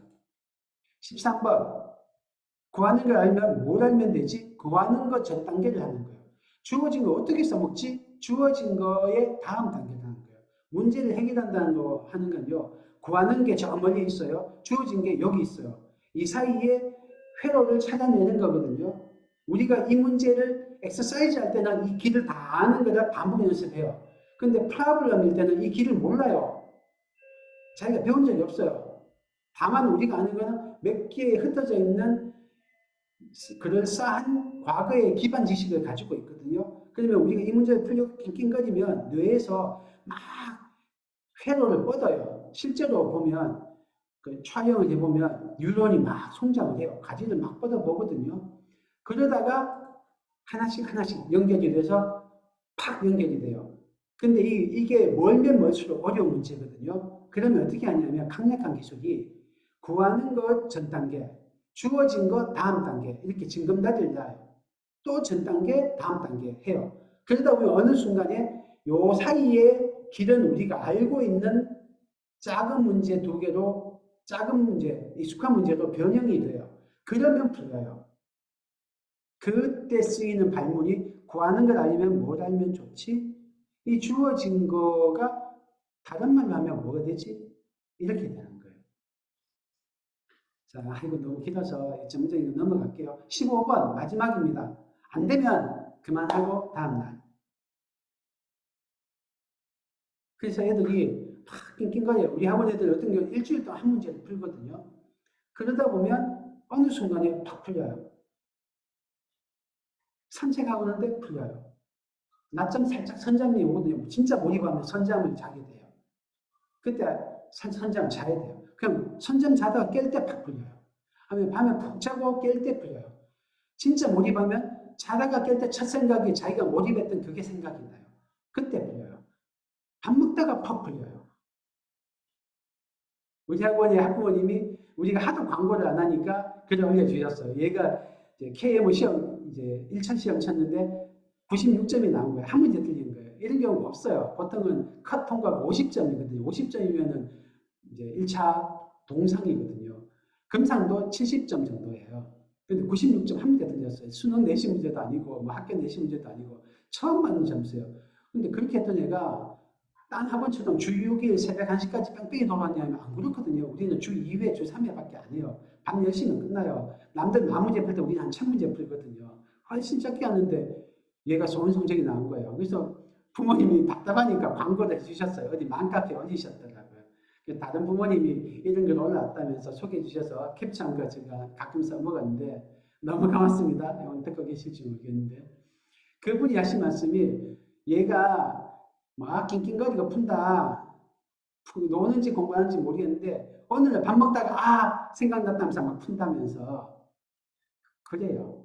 진짜 그래요. 그래서 지금 안 풀려도 포기하지 마시고 다음에 한번 풀어봐. 이 문제 결력 문제집 뭐 필지 같은 거는 이건 바로 풀어야 되는 거 아니야. 못 풀면은 교과는 다 풀고 그 다음에 해야 되잖아요. 앞뒤 연관이 있으니까. 근데 문제 결력 전문 것들은 앞에 걸 모른다고 뒤에 걸 못 푸는 거 아니거든요. 그러니까 던져놨다가 못 푼 것만 모아서 한 달 뒤에 또 풀고 일주일 뒤, 한 분기 뒤에 또 풀고 저희는 그렇게 해요.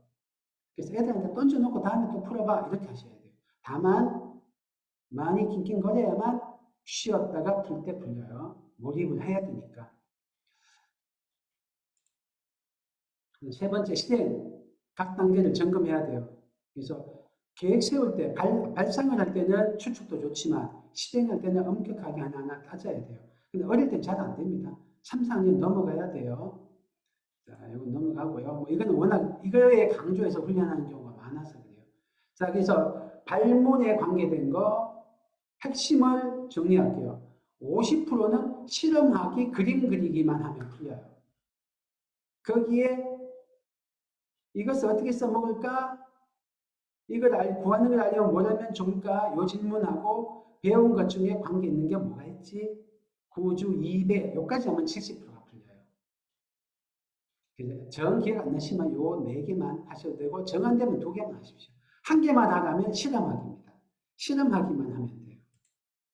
자, 그 다음에 문제를 겪는데 아주 중요한 단계가 반성입니다. 요건 원래 발문이긴 한데 따로 워낙 중요해서 독립해서 뗐어요. 그래서 한 개 풀이로 하지 말고 여러 가지 방법으로 풀어봐라. 한 문제 풀고 나서. 그럼 진짜 머리가 빨리 좋아져요. 이거를 수학 일기로 기록을 남기면 더 좋습니다. 그러면은 과거의 풀이 방법, 새로운 풀이 방법이 연결이 돼요. 배울 때는 하나만 배웠어요. 근데 수학 일기를 쓰는 애는 나중에 다른 풀이를 배울 때 연결을 지을 수 있어요. 제가 가르쳤던 애 중에 재수하고 수능 3등급이었어요. 상위 24%까지가 3등급이거든요. 그런 애가 있었는데 삼수할 때 제가 걔를 잠깐 가르쳤어요. 한 2달 남짓 가르쳤어요. 왜냐면 집이 형편이 조금 어려워서 걔가 반수를 해야 됐는데 반수할 때 종합학원 가기 전에 한 2달 정도를 제가 가르쳤어요. 일주일에 한 번 가르쳤어요.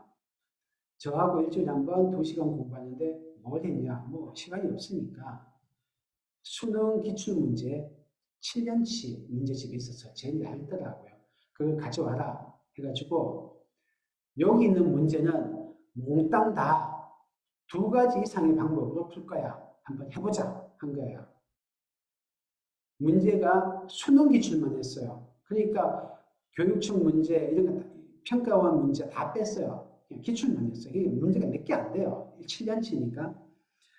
근데 선생님 저 이거 다 아는 문제인데요. 재수까지 했으니까 3등급 정도는 못한 거 아니거든요. 그래서 기출문제는 다 했죠. 그것도 수능 기출이니까. 대충 다 아는데요. 아니 알아도 2가지 이상 방법 해보자. 시키니까 뭐 이 방법 말고 제가 아는 방법 말고 안 떠올라요. 이 문제는 제가 이 단원 공부할 때 배운 거거든요. 그래서 이거밖에 안 떠올라요. 저도 같이 해보자 해서 하는데 저는 이제 생각이 잘 안 나더라고요. 근데 막 낑낑거리면서 억지로 해서 처음에 몇 번은 제가 좀 끌어주면서 했어요. 나중에 걔도 좀 재미나서 자기가 다른 방법을 찾아내더라고요. 그래서 애들 어떤 최대차수 문제였는데 그동안은 2차 함수의 그래프만 이용해서 풀었거든요. 근데 그거를 미분을 이용해서 풀리는 거예요. 또 다른 법 찾아보니까 로그를 이용해서 풀리는 거예요. 그래서 세 개도 자꾸 막 그렇게 했어요. 걔 어떻게 된 줄 아세요? 나중에 1등급 했어요. 그 고려대 갔어요. 뭐 이거 외에 이야기가 많은데 여러 가지 방법을 푸는 거 굉장히 좋고요. 근데 애들이 잘 안 하니까 많이 쓰는 방법이 발표나 토론을 시켜요. 그래서 저희 학원은 문제결력 수업할 때 발표나 토론 많이 시키고요. 위단량 올라갈수록 발표나 토론이 더 메인이 됩니다. 그 다음에 이 배운 거를 다른 문제에 활용할 수 있게 갈무리를 잘해야 돼요. 결과를 이용할 때도 있고요. 그때 썼던 방법을 이용할 수도 있어요. 그래서 그거를 어떻게 갈무리를 하느냐면 한 줄풀이를 달아야 돼요. 한 줄풀이가 뭐냐면요. 정석 공부해 보신 분 아실 거예요. 위에 대표 문제가 있고 밑에 정석 해서 빨간 글씨로 딱 되어 있는 게 있어요. 그게 한 줄풀이입니다. 그게 어떤 거냐면 이 문제를 구구절절히 어떻게 계산하고요는 다 빼고 이 문제를 추리고 하다 보면 이 문제와 비슷한 다른 문제와 다른 이 문제만의 독특한 구조적 특징이 있어요. 그 구조적 특징을 뽑아내야 돼요. 그래서 한 줄풀이를 달아요. 센수학이라는 문제집이 있어요. 센수학이 나오기 전에 제가 학원 수업을 할 때 많이 쓰던 다른 문제집들이 있었어요. 근데 센수학이 나오면서 아주 큰 돌풍을 일으켰거든요. 그 돌풍의 핵심이 뭐냐면 B단계의 위에 박스에 문제풀이 제목을 다 달았어요. 그래서 그 제목 밑에 문제를 대여섯 문제씩 모아놨어요. 기본 문제부터 약간 어려운 문제까지. 그 제목 밑에 한 줄 풀이를 달아놓거든요.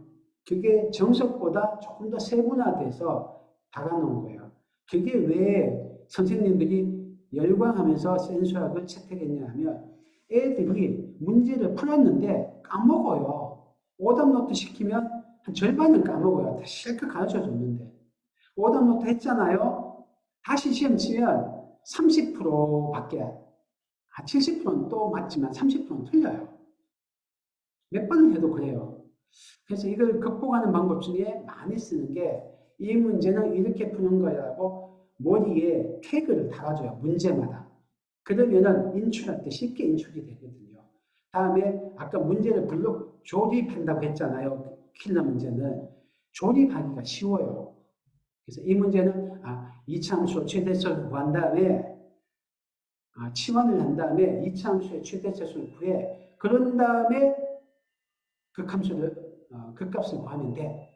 이런 식으로 하면은 큰 문제가 세 개로 딱 분이 되거든. 치환, 최대, 최소, 극값 이렇게 탁 이렇게 조립을 하거든요. 이렇게 인출과 조립이 쉬워요. 그걸 가능하게 하는 게 한 줄풀이. 좀 더 좋으면 제목 달기예요. 근데 제목 달기는 좀 어려워요. 너무 시간이 많이 들어요. 그래서 한 줄풀이라도 해요. 저는 애들하고 수업하면서 제목까지 달아주거든요. 그런데 한 줄풀이라도 이게 비슷해 보이는 다른 두 문제 사이에 연관관계를 따지면서 머리에 문제의 구조를 파악하게 하는 거예요. 누가 손을 드셨는데? 네, 손 드신 분 어떤 내용이신가요? 채팅을 하셔도 됩니다.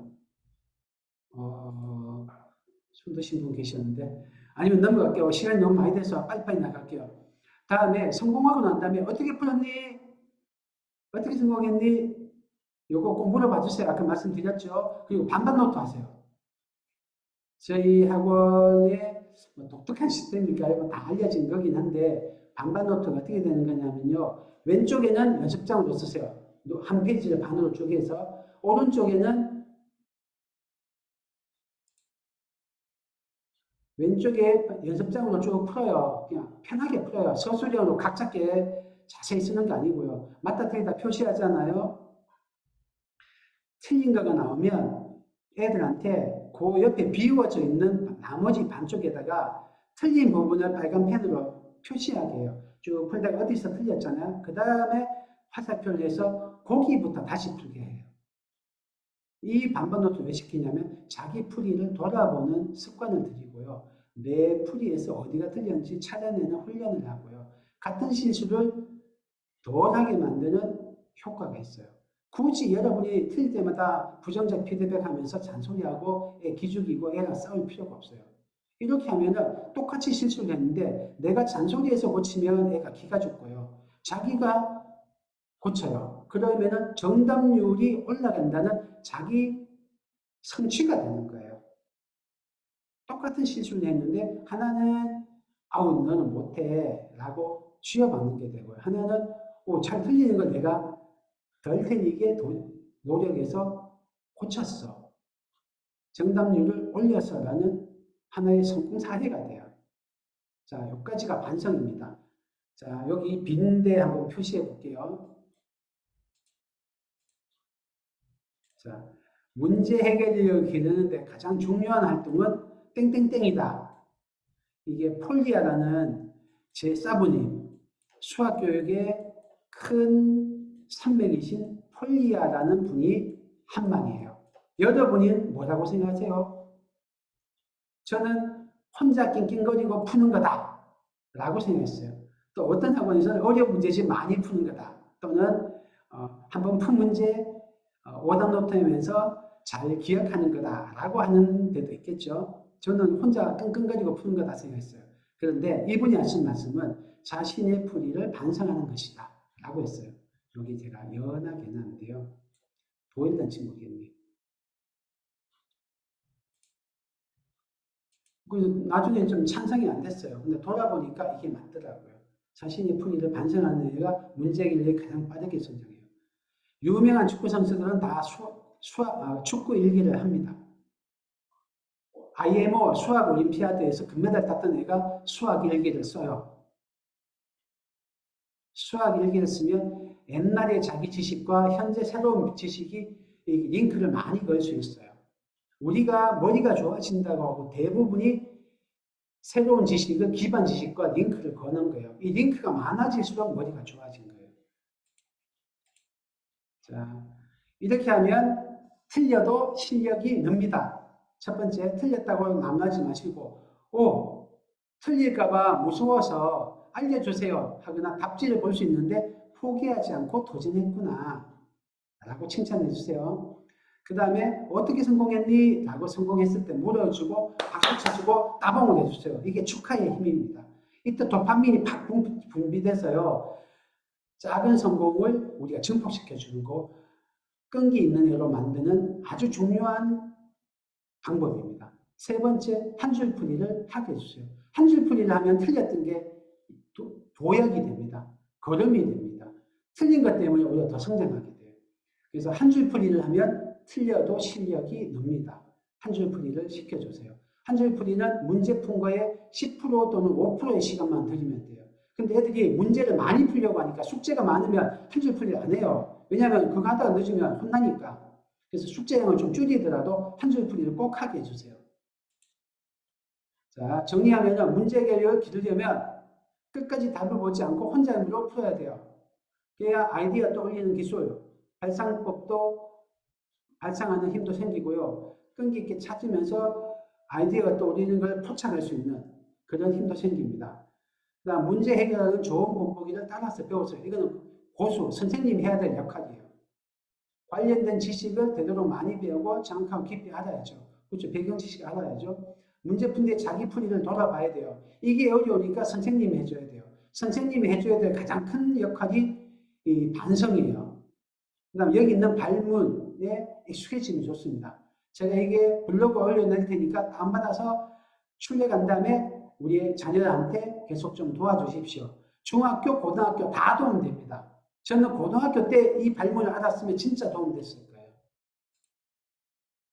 자, 문제 해결 전문교재 알려드릴게요. 중세시대 교과 심화 문제집 A급 수학, 왕수학, 최상위 수학, 최고 수학 이런 거죠. A급이나 왕수학은 너무 올드해요. 최상위, 최고 수준이 요즘 문제집인데 교과 심화 문제집 왜 이게 전문교재보다 못한지 어떤 차이가 있는지 말씀드렸어요.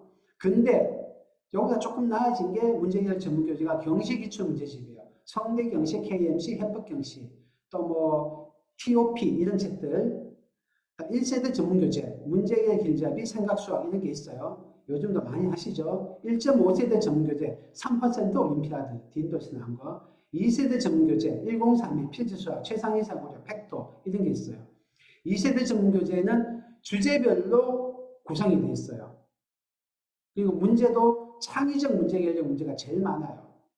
경시기출 문제집은 좀 올드한 교과 문제결력 문제가 비중이 높아요. 실행력 비중이 높아요. 까다로워요. 아차 실수하기 쉬운 문제만 모아놨어요. 변별력 문제는 주로 카운팅 문제예요. 그것도 노가다 카운팅. 1.5세대 3%, 3%는 창의적 문제결력 문제와 교과 문제결력 문제가 좀 섞였어요. 그래서 1.5세대예요. 창의적 문제결력 문제가 배경 지식도 덜 필요하고 애들도 재밌어하고 부작용도 좋고 굳이 안 가르쳐주고 혼자 도전시켜도 돼서 이게 좋아요. 자, 그 다음에 GTG 문제결력 수업. 저희가 줌으로 수업합니다. 일주일에 한 번 50분 하고요. 집에서 하시는 것보다 더 효과가 있다는 거 자신합니다. 집에서 제가 그냥 굳이 약장 사는 것 같아서 제 수업 듣는 애들한테 집에서 숙제로만 하고 제가 도장만 찍어주는 애들이 있어요.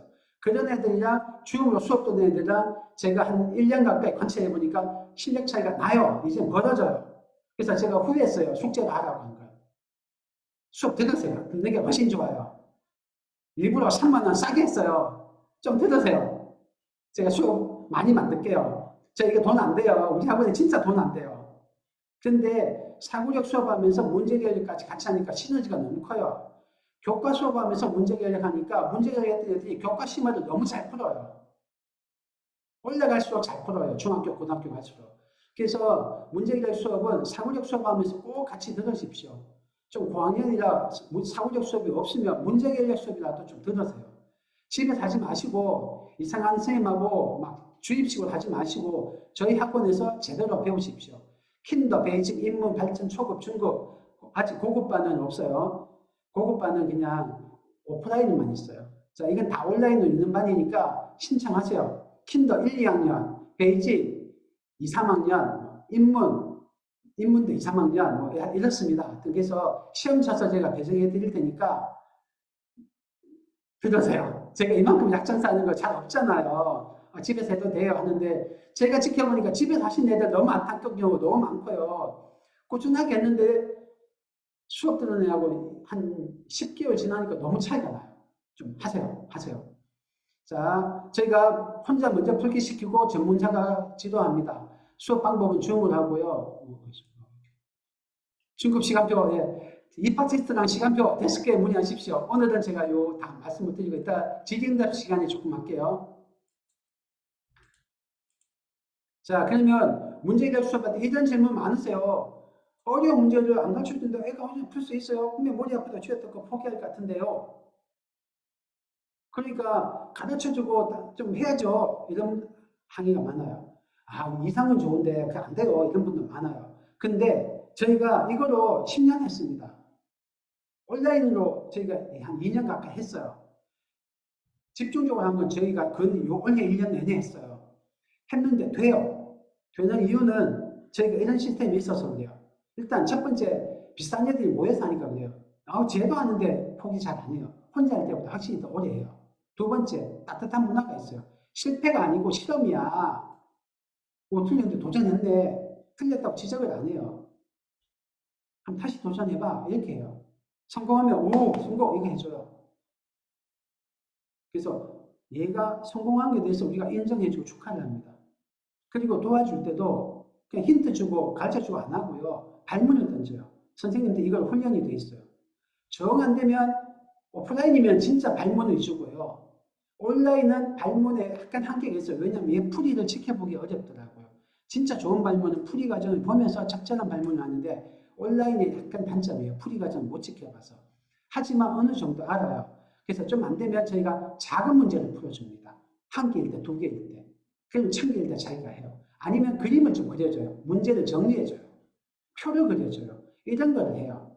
아까 제가 말씀드렸던 고급 기술을 선생님들이 써요.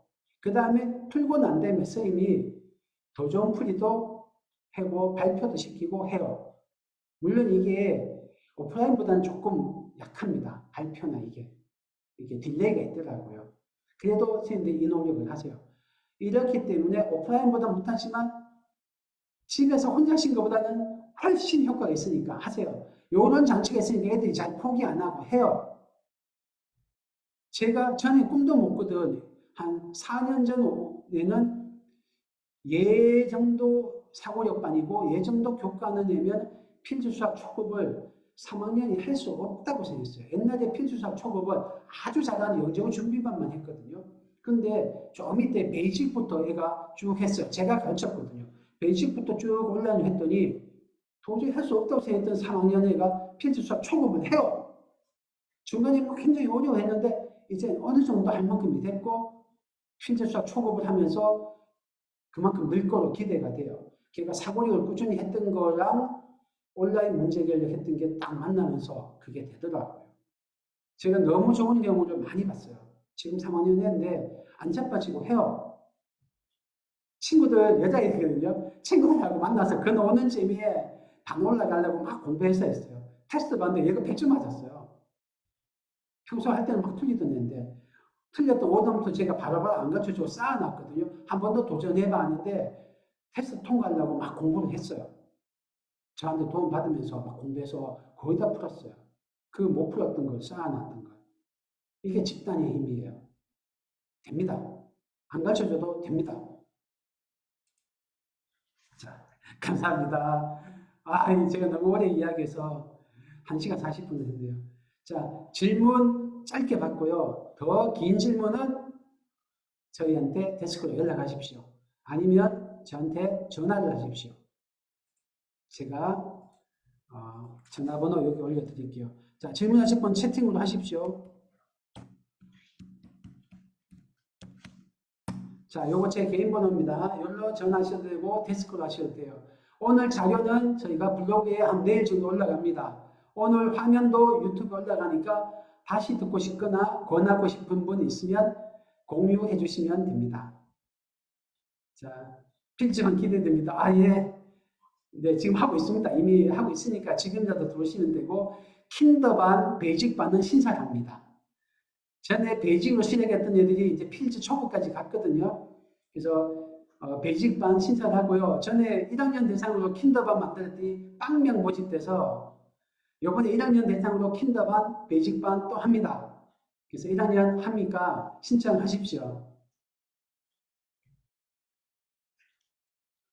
네네. 자, 감사합니다.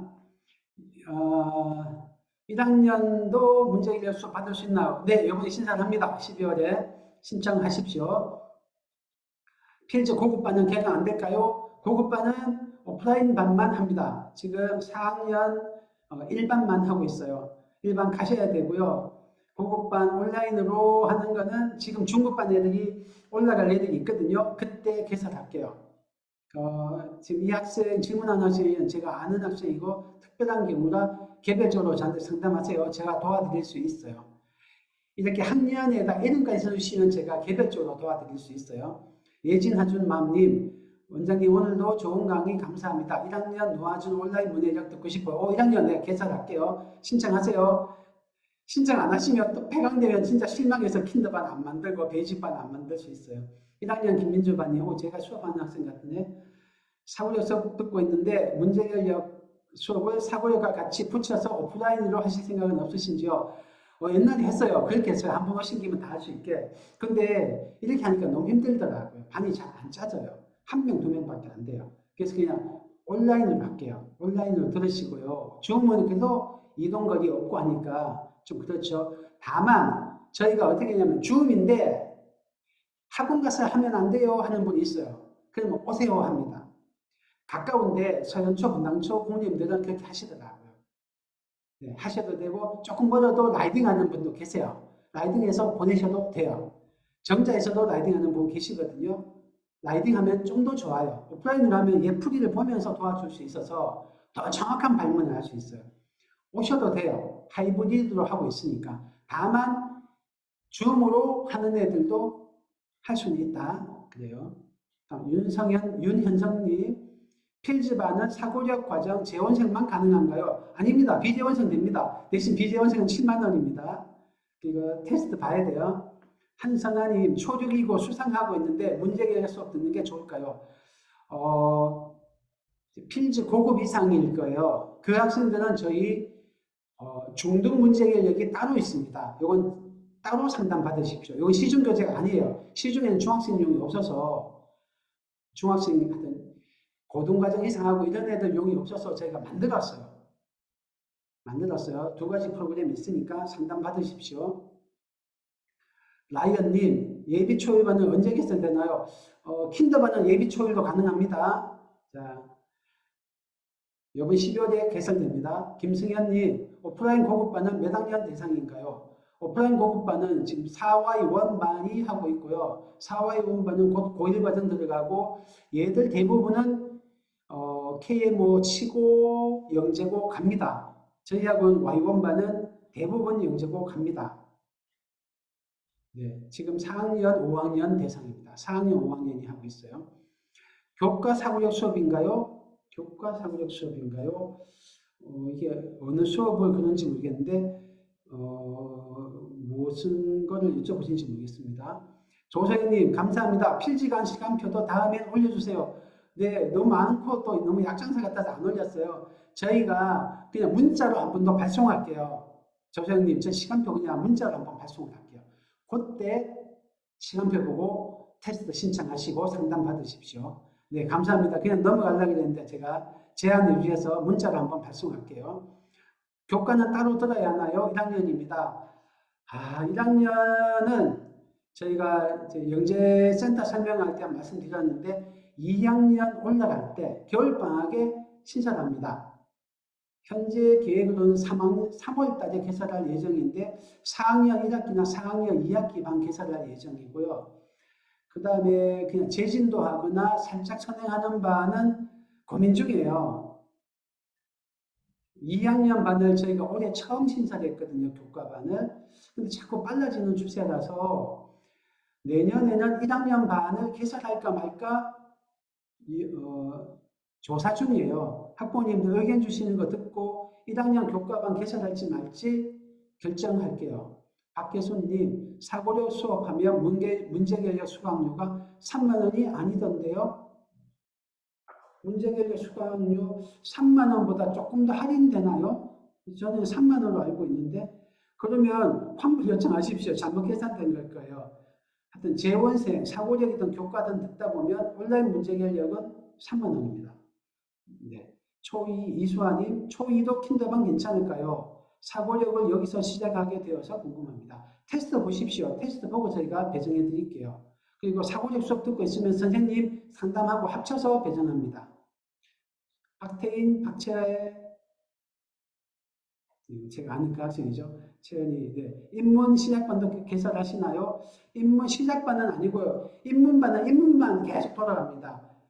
베이직반은 베이직만 돌아가고요. 킨더반은 킨더만 돌아가요. 그래서 얘들 난이도나 순서가 상관이 없기 때문에 인문이 상중하에 있는데 지금 중을 하고 있거든요. 그럼 중에 들어와요. 중에 6단원에 들어와서 하를 하고 다시 인문 상으로 갔다가 인문 5단원까지 하면 졸업이에요. 그 다음 발전반으로 가거나 초급반으로 가면 돼요. 이정민님, 매번 좋은 강의 매번 너무 감사합니다. 매번 와주셔서 감사합니다. 제이드님, 선영이 동생인데 1학년 반 오픈할게요. 네, 오픈할게요. 테스트 보시고 하십시오. 생각보다 많으시네요. 킨더반 개설 안 될까봐 그냥 반신반의하면서 광고했는데 해주시는 분 많네요. 김민조님 개설해 주세요. 네네, 개설할게요. 심나연님, 문제개혁 신청해야겠군요. 감사합니다. 현재 2학년 4-1 방학특강 반 마감이던데 인원 더 늘려주실 수 있나요? 4-1반 더 늘립니다. 예. 4-1이 제일 수요가 많아서 다른 이제 두 번째 선생님 대기하고 있어요. 모든 선생님이 다 베테랑이세요. 재원생 3만 원을 결제했습니다. 네네. 결제하신 분도 계시고 혹시 착오가 있을 수 있으니까 5개 상담하시고 안 되면 저한테 말씀해 주세요. 송윤선이 문제개혁에 대한 식견을 아낌없이 나눠주셔서 감사합니다. 네, 찾아주셔서 감사합니다. 방학특강도 있을까요? 특강이 네, 요거는 개별 상담하십시오. 저희가 공고된 방학 특강 외에 특별 방학 특강이 있어요. 요거는 꼭 이제 널리 알리지 않고 우리 내부적으로 재원생 중심으로 하는 방학 특강이 있어요. 지금 경진학생은 약간 해당 사항이 있거든요. 저하고 개별 상담하십시오. JY 춘이 문제개력 온라인 수업은 정원이 몇 명인가요? 정원은 12명입니다. 근데 12명 잘 안 가더라고요. 조소영님 방학 특강 해주세요. 소영이가 방학 특강 가는 없을 것 같은데 이거는 소영이는 네 소영이는 소영이는 고등 KM보다 제가 할 수 있는 거 아니고 하태석 원장님한테 특강 제가 해서 안 통해요. 하태석 원장님 방학 특강은 잘 쫓나 보세요. 제가 하면은 너무 하세요. 자 서경진님 감사합니다. 조선 4학년들 방학 특강요. 4학년들 방학 특강 요거 고민 중이에요. 요거는 지금 4학년들은 요번에 1월 달에 바로 영재센터로 넘어가거든요. 그래서 하태수 본장님 수업이랑 들어가기 때문에 방학특강은 저희 소관이 아니고 영재센터 하태수 부원장님 소관이라 지금 4학년 1반들은 모르겠고요. 2반부터 나머지 반들은 저희 사고력센터 소관이긴 한데 이거 고민해 볼게요.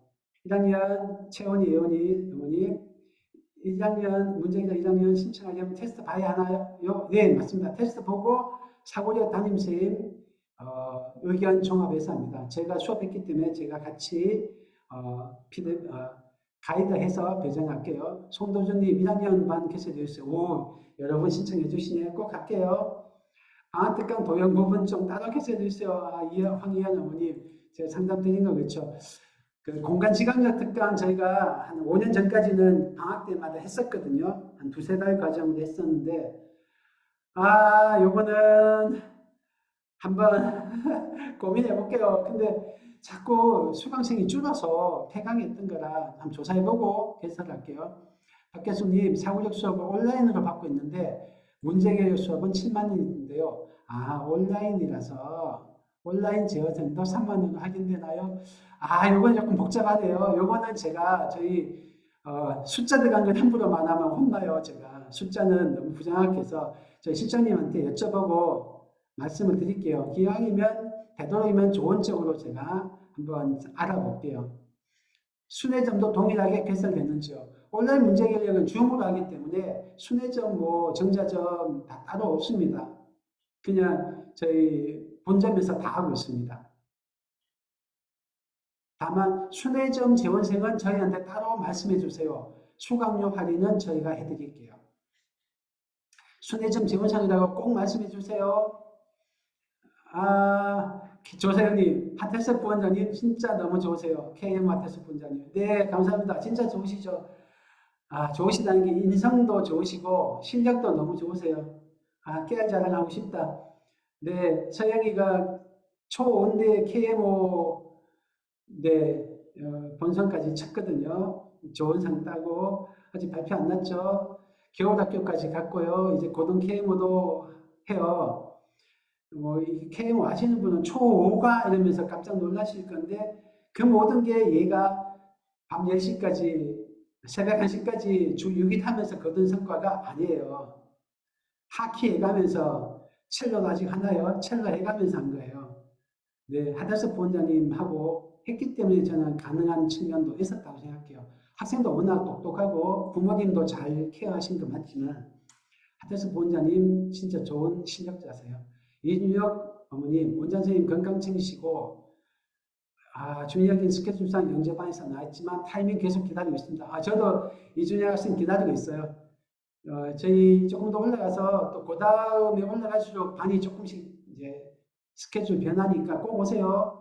필즈 줌으로 듣고 있는데 조만간 뵙도록 하겠습니다. 네, 기다립니다. 항상 좋은 강의 해주셔서 감사합니다. 늦은 밤까지 감사합니다. 저도 자꾸 참가해 주신 거 제가 알아요. 이거 밤까지 이렇게 들어주셔서 저도 너무 감사합니다.